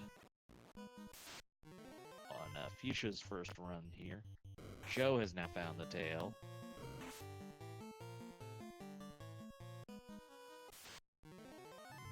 So he's in go mode. Looks like Fuchsia is taking the experience from some of these fights. Does he feel like he has enough, or does he want... I don't know what his goals are. It might be to make sure he's getting optimized hits from that Excalibur. If you're not sure what levels you need, you can always check the Knight's level and divide it by 32 to see if you're at a hit or near it. If you just know your multiples, 32, 64, 96, 128, you can sit there and work it out. Are you close to another hit or not?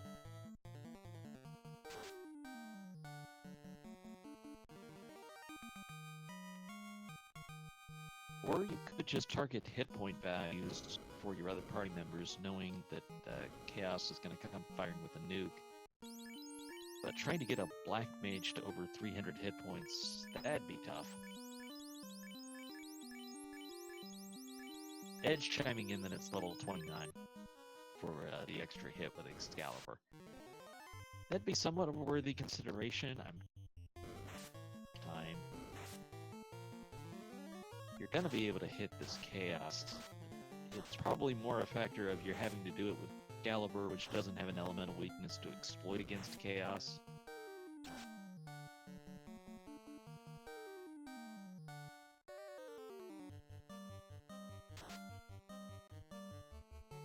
And these waters are giving Crystal business. He lost his Black Mage against them instead of even getting to Tiamat.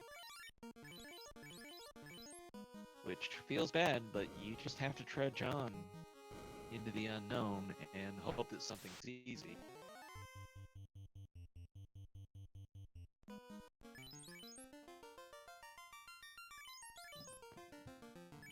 He does do a little, a subtle manipulation here, which I want to briefly mention. By moving that down character to the second spot, not splot. Splot is what the Black Mage is actually doing. Oh, 12 hits for 700 damage. So much for okay. But he made the targeting of that first character far more likely, and he protected that Red Wizard and Knight. I guess you could say this is not okay. And there's not much he can do here other than go into this fight against Tiamat, and this I think is going to be iffy. He does have Moss Immune and probably Sun Sword on the other Red Wizard. But we know this is a really high hit point Tiamat, and not swinging lightly at all.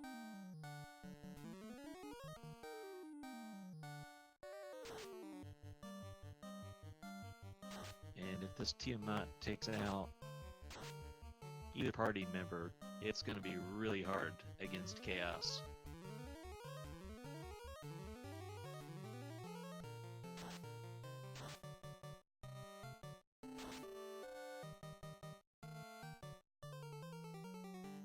If as a runner you're trying to judge the fact that nobody is done yet, know the seed, you might be thinking that this was a full clear seed for everyone, even though it wasn't for Fuchsia.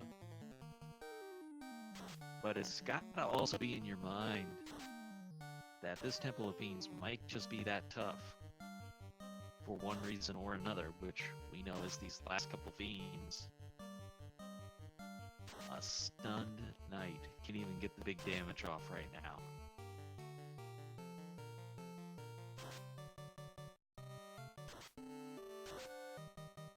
But still staying alive is Tristal.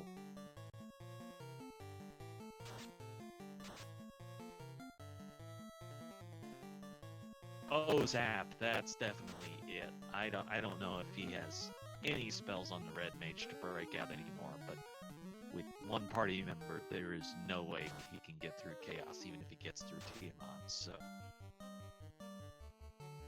Time is not on his side on this one.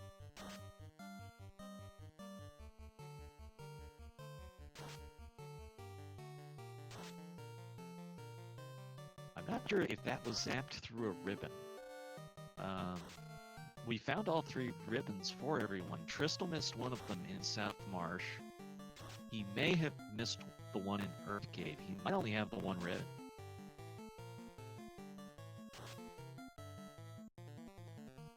Meanwhile, Fuchsia's investment in gaining these levels is absolutely to his advantage now.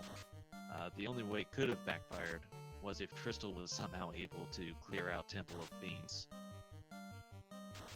And even if he somehow gets past this Tiamat, I just don't see any way he could get past Chaos. Also, I haven't watched his inventory to see if he got the second ribbon cave. I know he doesn't have 3, but the wife is official.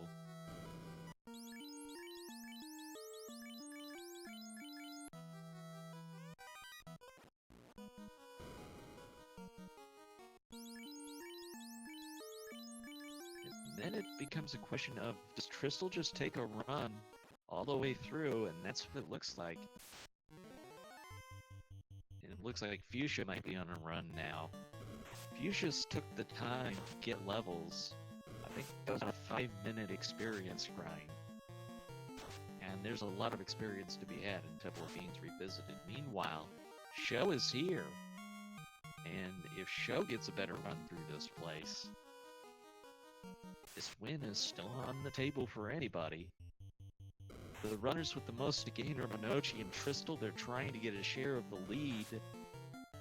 Artea already putting up his 0 for this round.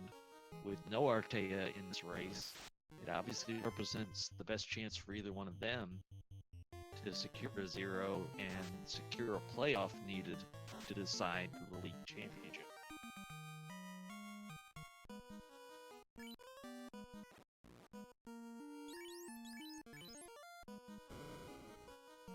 So a big part of Fuchsia being able to make the progress he did and complete everything so much faster was he really had never stopped to get experience.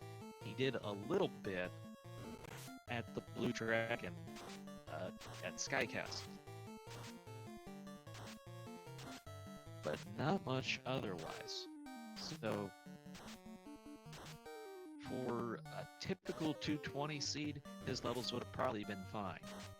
In this particular 220 seed, where you've got Tiamat with the high HP, Chaos rolling at the nuke, maybe the levels were a little bit low for this situation, and Fuchsia opted to get the levels, be a little more durable, and take a different chance this way. What to me is particularly significant about that is not only the idea, are you going in with more hit points, but you're also going in with more magic defense. So you kind of double up on your durability every level you gain. You're not only getting the extra hit points, you're getting those magic defense and theoretically making it that much better. I'm not sure I want to own up to this one, but to answer chat's question, I did in fact roll this Ruby required seed, which for those of you who missed it, that is probably an important recap point. This was a Ruby required seed. As far as our key items went, Tail, which was required for this round, you had to class change, was located in the Earth Cave. Fuchsia found it early, while other runners found it as basically the last treasure chest that they checked. the ruby was the ice incentive item and required. The slab was the Ordeals incentive item, the bottle was for sale in Elfland, the crown was guarded in the volcano by the red dragon, and the floater was hiding in the Titan's Trove, which made ruby required.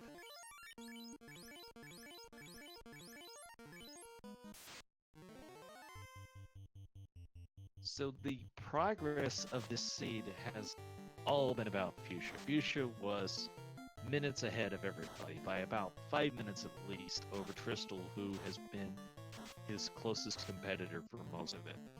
That's been true all the way to this Temple of Fiends. I don't think I wrote down... Did not write down the time Tristal got in here.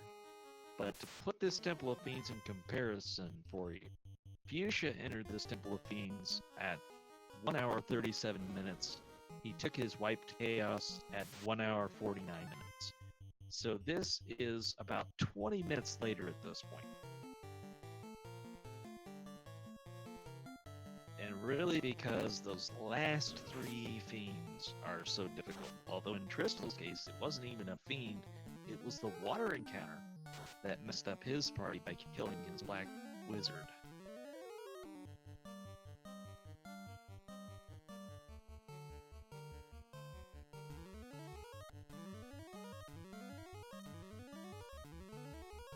I am curious now what happened then, because maybe he had lost that black wizard in another fight and I didn't see it, but I didn't see anything out of that wizard's, out of the waters that would have explained Tristal losing a party member. OK, on the other hand, is just really low level, and so not surviving is understandable. But that's a huge loss, because you take that hit away that he was probably counting on for either Kraken or for Tiamat.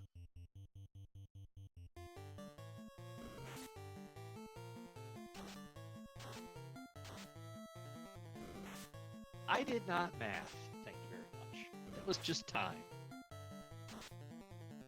It's just a statement of fact as to times.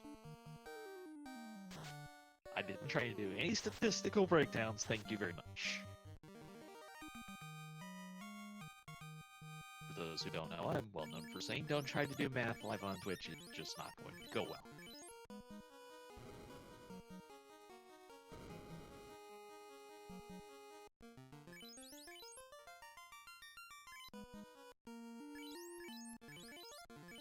I'm thinking of making that an icon on my Twitch channel, math with a no icon over it. I might do that.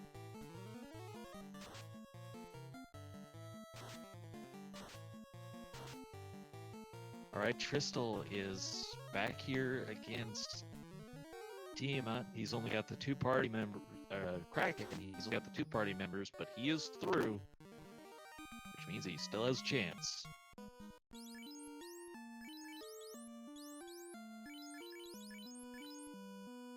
And I keep forgetting to look at Tristal's inventory, but if anybody saw that, tell me if Tristal had a second ribbon, because that's what I'm not sure of, is if he got the one. Oh my! I don't know if Tristal got the second ribbon out of Earth Cave, but what he didn't get was to Chaos with his red wizard alive.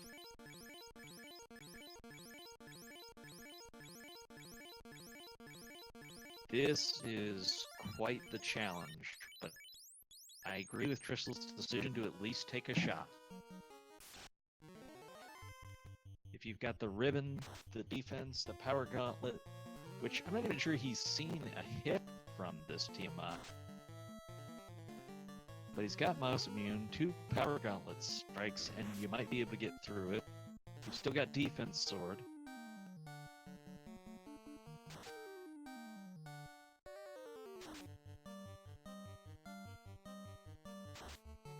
But remember, this Tiamat has a lot of hit points. I think we saw over 2,000 earlier.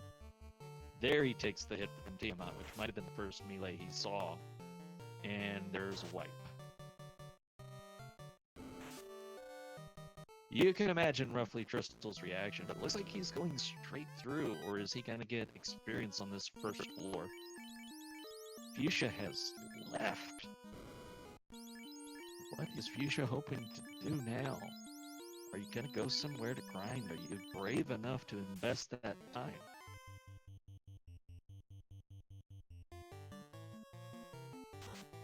Yeah, we did not get an exact count on that hit points when Fuchsia did it, but it's one of those things. By the time you notice that it's high HP, you probably haven't kept count. Oh, Carrie has damage poison. If Show doesn't get that down fast, that could be a big deal.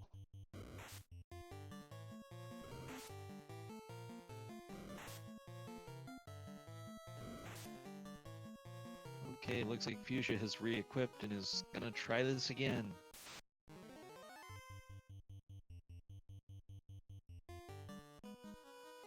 You know, I wouldn't fault anybody who has spent over a half hour at Temple of Fiends Revisited for deciding they want to go somewhere and get a different tool. And that tool might be levels, it might be pro rings, it might be gold bracelets, it might be anything you think that gives you just a little bit more of an advantage. Like in Tristal's case, I absolutely would get okay some more levels with that Excalibur, because you could get level 15, 16 pretty fast, and then have a huge damage boost with Excalibur. It could add 200-300 damage potentially against the fiends and make the whole thing that much safer.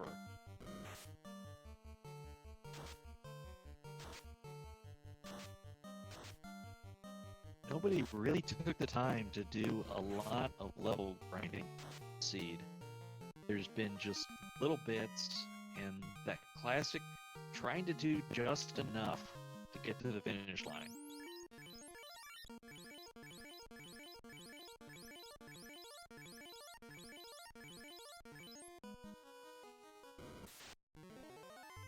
A high five between Tristal and Fuchsia here against the Phantom.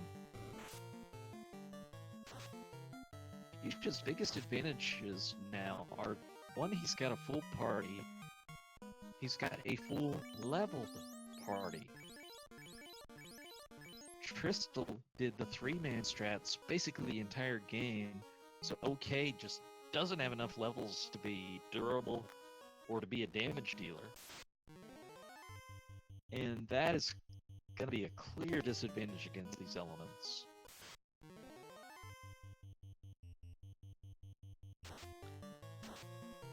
But that said, nobody's gotten there yet. Show the furthest along right now. What a turnaround that could potentially be if Show pulled this off.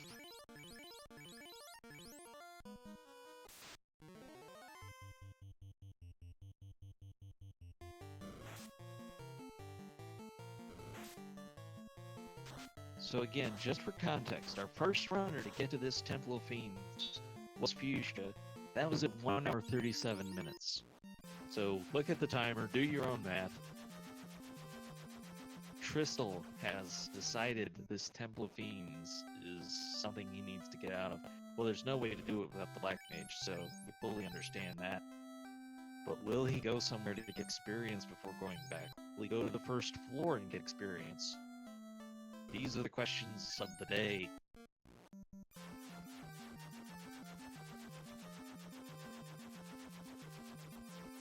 I honestly think the play for Tristal might have been leave the black belt down, level okay with just the 3 people.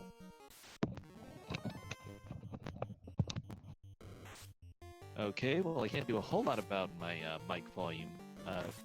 Edge is doing our restreaming. Edge, if you maybe bump me up a little in the Discord, they're saying I'm a little soft. So here we go. Fuchsia continues the descent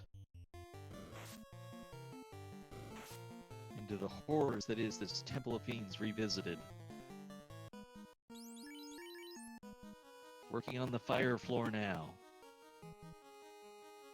Show is first along of our featured runners. He is against this Kraken fight.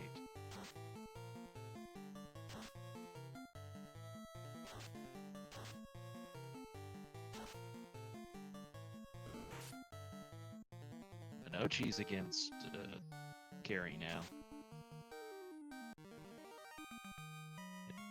Here comes the battle.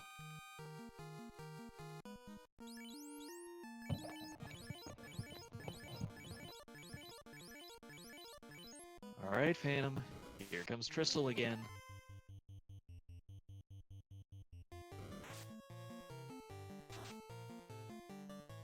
And Tristle's through there. Fuchsia making good time on this dive. By now you ought to have a pretty good sense of the encounter table in this Temple of Fiends. And maybe change up your luck.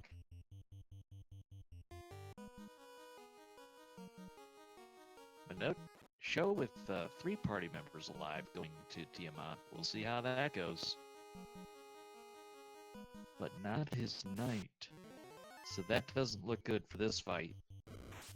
We've seen melee hits from both this Tiamat and from Chaos himself that say squishy party members will not do well.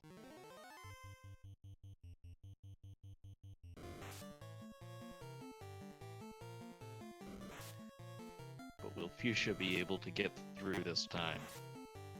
Again, he puts the thief in the front, which you pretty well have to do. We've seen the hits out of this Kraken that you can't have the knight take. Trying to do this with only 3 party members feels bad. Trying to do it without the knight would feel worse.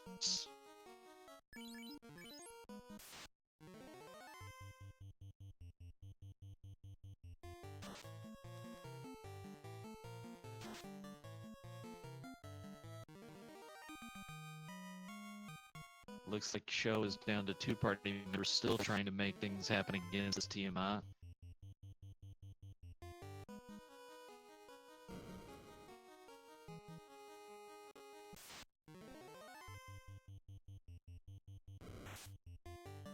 Not surprisingly, the Tiamat would do a lot of damage as he doesn't have the tank at the front of the party. It's where you hope that Tiamat's gonna stick to spells and skills instead of actually attacking, because he'll one-shot the ninja or red mage most likely if there's a hit.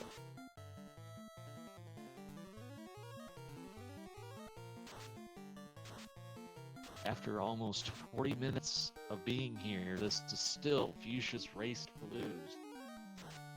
Show is through to Chaos, so there's a chance. I'm telling you, there's a chance. But with only 2 party members, and how tough we've seen this Chaos be, that's not too likely. To respond to chat, Show has a chance as long as he's got the ability to cast Bane. Also, question in chat, have we seen Chaos yet? Yes, he has Nuke and he hits like a tank. His melee hits are not to be trifled with, and apparently he has Thunder for good measure, but Show should have a couple ribbons and not be too afraid of that.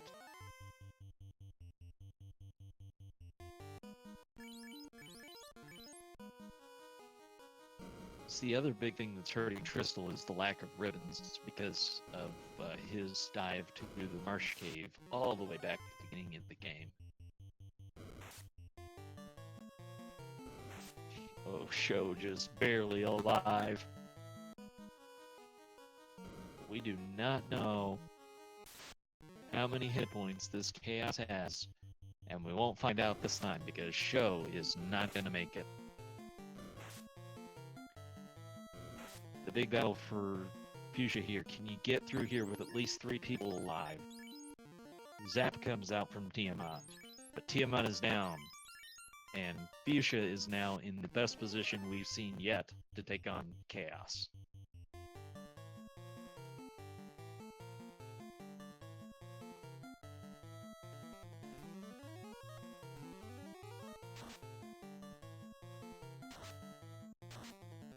Boy, you see it from that crack there from Kraken. Taking out OK and no, and that is just the position that Tristle is in without those ribbons. This is not a good seed to have a lack of ribbons. Zap comes out to play from Kraken and takes out the Black Mage. Wow. There's the nuke, and takes out the red mage. He's down to just a knight. And this is an Excalibur-equipped knight. This is not the Moss immune, which is Fuchsia's disadvantage in this situation. Very good hits, though. Is it going to be enough? Ooh, barely alive. He did it! He did it! At the buzzer with, is that 19 hit points left. Fuchsia is our winner. First place time, 2 hours, 19 minutes, 35 seconds. Chat, spam your GGs. Spam them. This is a well-earned one, Fuchsia.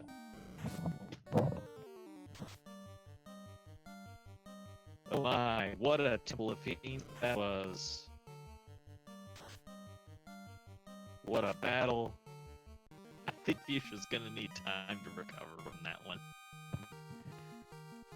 Fuchsia usually likes to take a minute or two after a race before joining us for an interview anyway, so that's not surprising. And I still think a lot of this comes down to Fuchsia's earliest routing decision. Getting that tail early gave Fuchsia that much more time in Temple of Fiends. He was the first one to get all the way to Chaos. Doing so, he found out what that fight was, and then he made the decision, I need more levels. He got those levels on the early floors of Temple of Fiends, and then he was able to go back in and take his chances again faster than some of the other runners were even able to get through the first time. And meanwhile, the rest of the runners are still having trouble getting past Tiamat. Tristel down to just the knight this time. That is a better position than he's been in. But still not a good one. So for Tristel and Minochi, they are denied. They will be able to get their 0 today. They will still be searching for a win or a 0. Wow, 6 hits for 1,000 damage against Tiamat.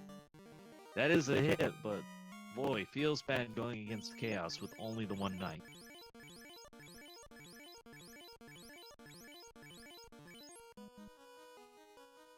So here we go. We know this Chaos hits hard, and we know he has nuke as well.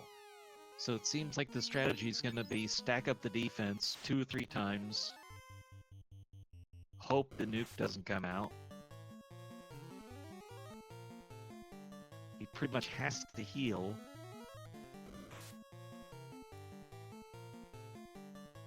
Okay, he's got the evade high enough. There's Thunder. Boy, that's low HP if you know that Chaos has nuke. I don't know if Tristel does, though. Only 200 damage.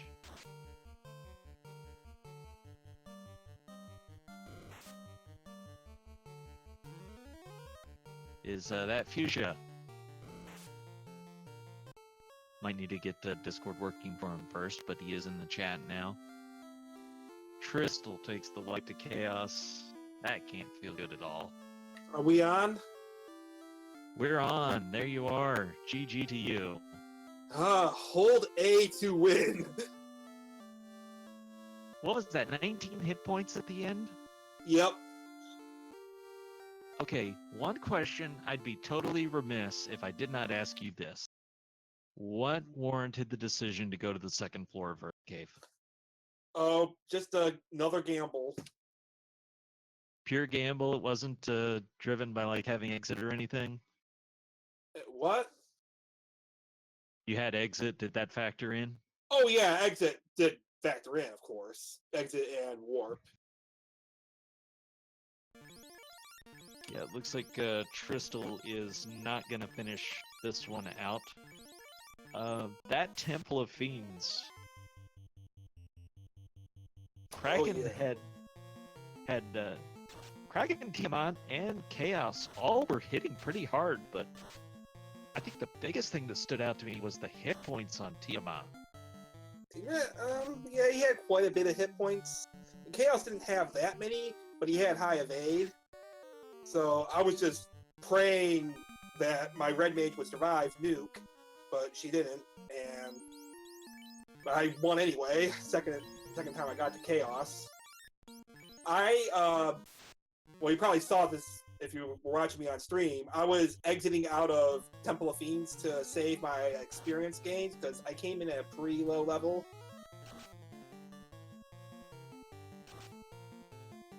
Yeah, and definitely made a difference.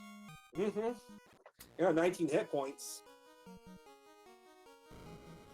Yeah, I'm not sure if that'll take the edge off for Tristler or not when he finds out how close that fight was for you, but there's not a lot you can do when you have the nukes, and routing played such a factor. Did you have all 3 ribbons, or did you only find 2 of them? Only found 2. Okay, just to recap that for you, you got the one at Earth, one was in Ice, and the other was in South Marsh. Oh, South Marsh? Yeah, I skipped that. Probably shouldn't have, but, I just said, I usually skip Marsh once I get the TNT.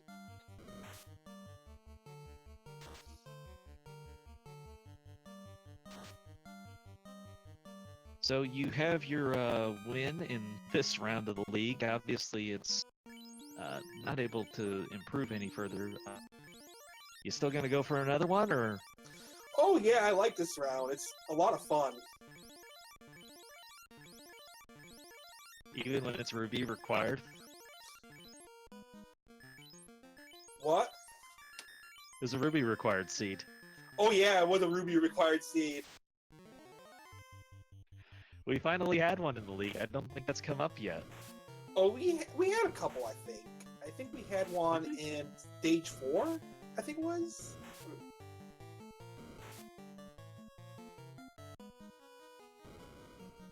Might have been stage 3 or 4, I don't know. But I know we had at least one. I know we had at least one Ruby required seed.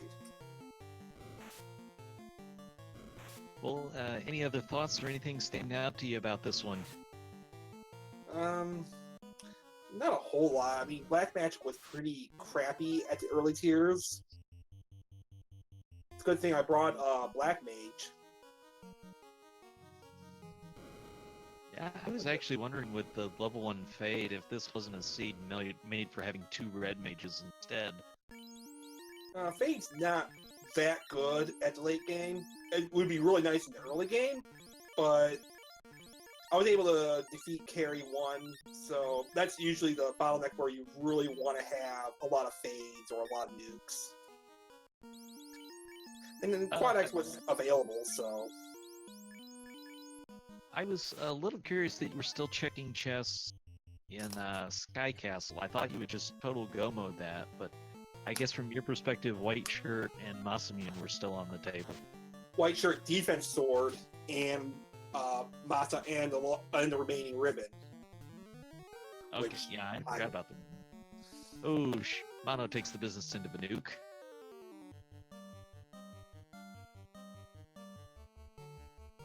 And looks like just enough. A great crit, and Minochi is done in second place with a time of 2 hours, 27 minutes, and 54 seconds.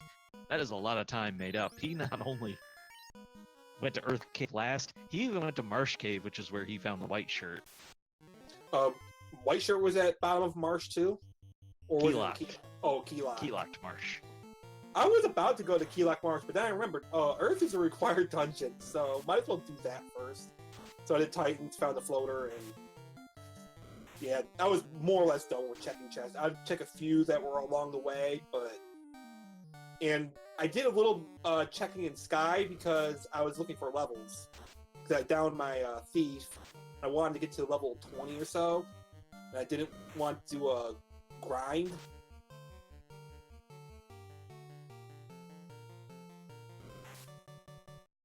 Yeah, Sky Castle was pretty friendly to you, though. I think you had 3 eye encounters in a row. Yeah.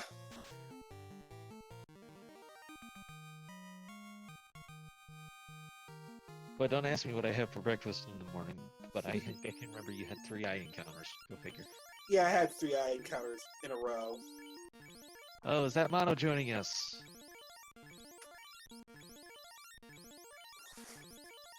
Sometimes Discord takes a minute to kick in. Hey guys. How many trips through Topher did that take? 2. Was 2 complete runs for Fuchsia too. Did you stop and level up, or were you good just on the second run? I'm good just on the second run. I just need the thief to stay alive for after Jerry. Well, I don't think it would surprise you to learn that you were the only one who found the white shroom. Oh, I last checked details. I have to try something. I got wiped in, what is it, Sea Shrine before Kraken, and then I got wiped up in Sky Tower.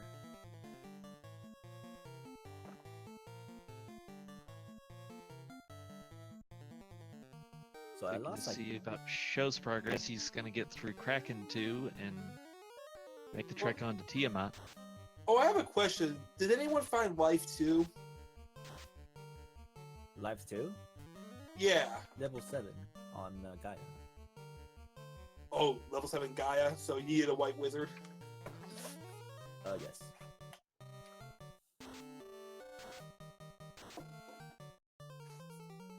Yeah, one of those that could have made a difference. It just wasn't available. Well, Life was available at level 7, but you need like level 27 or something ridiculous to get Red Mage to cast it. No, I have one cast at level 7, I think. Level 21, was it? No, 22. You get one cast of it. If you have a white mage, but if you have a red mage, they don't get level 7 for a while. Oh yeah, that's right. I got level 6. Never mind. Oh, going for the Bane Sword strats against Tiamat. That could pay off. He rolled up there on the HP today. What was the biggest hit you saw out of Kraken? He didn't hit me. That was fun. He gave my fighter in one run, my knight in one of the runs, so I had to exit out. Oh, the Zap is just doing a number on people today. Sho has lost his Black Mage. Did see a peak of, I think, 13 hits for 700 damage. Yeah, I think I got like 11, it was like 11 or 13 hits for like 800 damage. So, rip my knight. And not much you could do about that. I was surprised no one gambled on Marsh after they checked Sky Tower. Fuchsia was already in go mode. He got the tail early. Oh no, I mean like when you look at the time, no one's not done yet. So it's like you can try it out and see if the tail was in last 2 chests in March. Let's see. For Tristle, he would have had to also go. Well, he would have had to have done all of the Southern Marsh. Fuchsia had go moded Sea Shrine and Sky, so there was just no way to go back and do all that.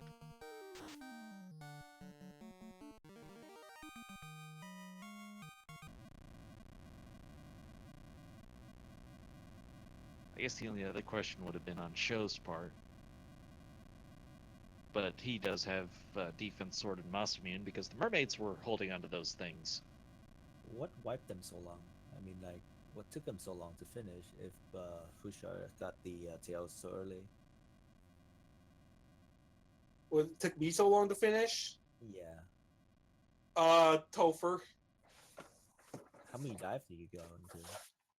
Well, I had 3 that went pretty deep, and then there were a lot of times I just took a fight. I got like 2 gas keys in a row, and I just said, okay, I'm gonna just warp out, keep the experience, and you know, I needed it because I ended at Chaos. I ended at 19 HP on my knight. That was the only one left alive. Real quick, off stream, Salty Fry has finished in 3rd place with a 232.50. Actually, I say off stream. I don't know if Edge was switching that out, but anyways, Salty in 3rd place. Yeah, so Kraken was non-trivial. He was a very hard hitter. Tiamat had all kinds of HP. I don't know if we have a number on that, but it seemed like it was over 2,000. And then Chaos' first spell was Nuke. Rip. Yeah, if you didn't have the levels on that, it just wasn't going to go well. Oh, I got really lucky then. I finished at level 22. Did you see Nuke out of Chaos? Oh, yeah, I did. Okay. I don't remember if you should have had 3 eyes, but did you have Nuke? I didn't. Well, both times I fought Chaos and got nuked, he got pretty high rolls.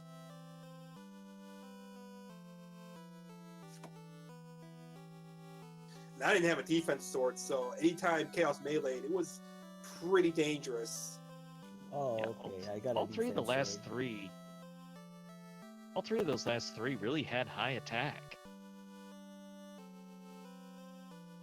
And no white Well, shirt, no defense. For me, anyway. I mean, I think some people have the defense sword, but I don't have. Defense was with Masamune with the mermaids, so everybody who didn't have tail checked that.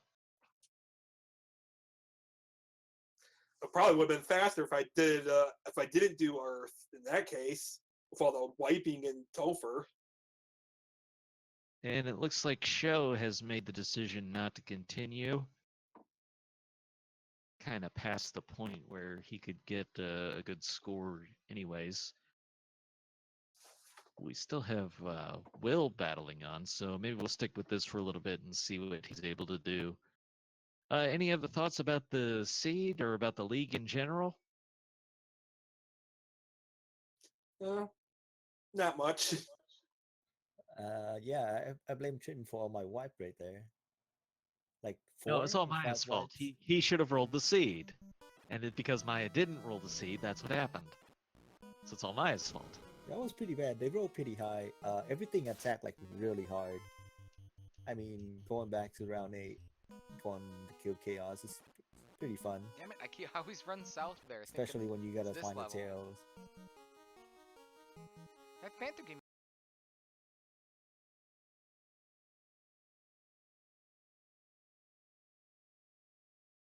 So it looks like Will is about to go to Phantom again. I'm not sure what his levels are right. That went by too fast for me. I don't see defense sword in his inventory though. No defense sword? Does he have? I don't think no one checked for that white shirt then. Probably not. Yeah, so it looks like a couple of his party members are low and he's maybe trying multiple dives here. He, I do believe, found tail before most runners did, so would make sense that he didn't find the Masamune if he already had the tail and was in go mode.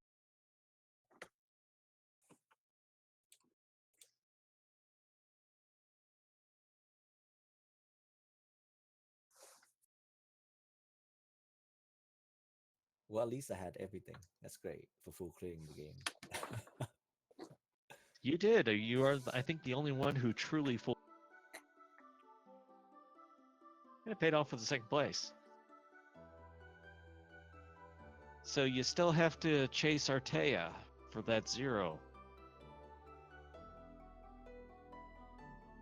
Yeah, as long as the one of the incentive chests have a tail, I think I'm pretty set on this plan.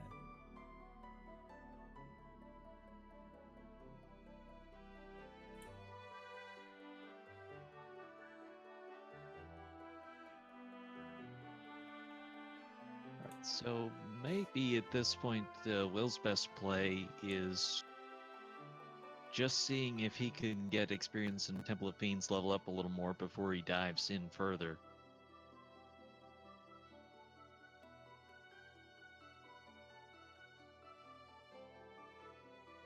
But it looks like he is on a run, and we'll see if it pays off.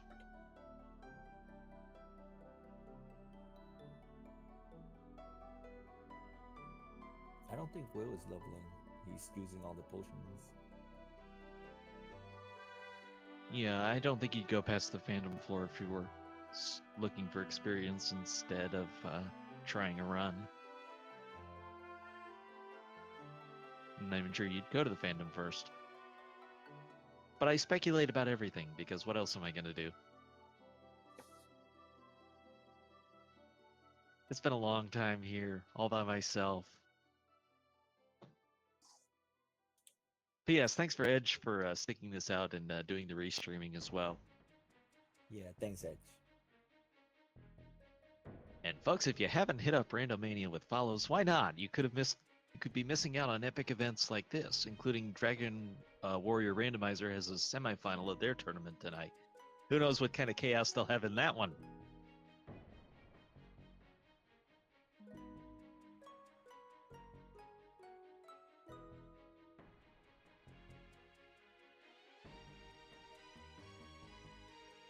Okay, so I believe what we're going to do is go ahead and wrap this up. We're going to show the love to Will here as he is trying to finish this one out, and we'll wish him luck. And folks, hope you'll spam his chat with some good lucks on the rest of his run. He's put up a great effort so far, and he's still trying. So we'll show the love there and host him up. Thanks, Randomania, for hosting us today. Thank you, each of you who have watched, and I hope you have a great rest of the day. Bye.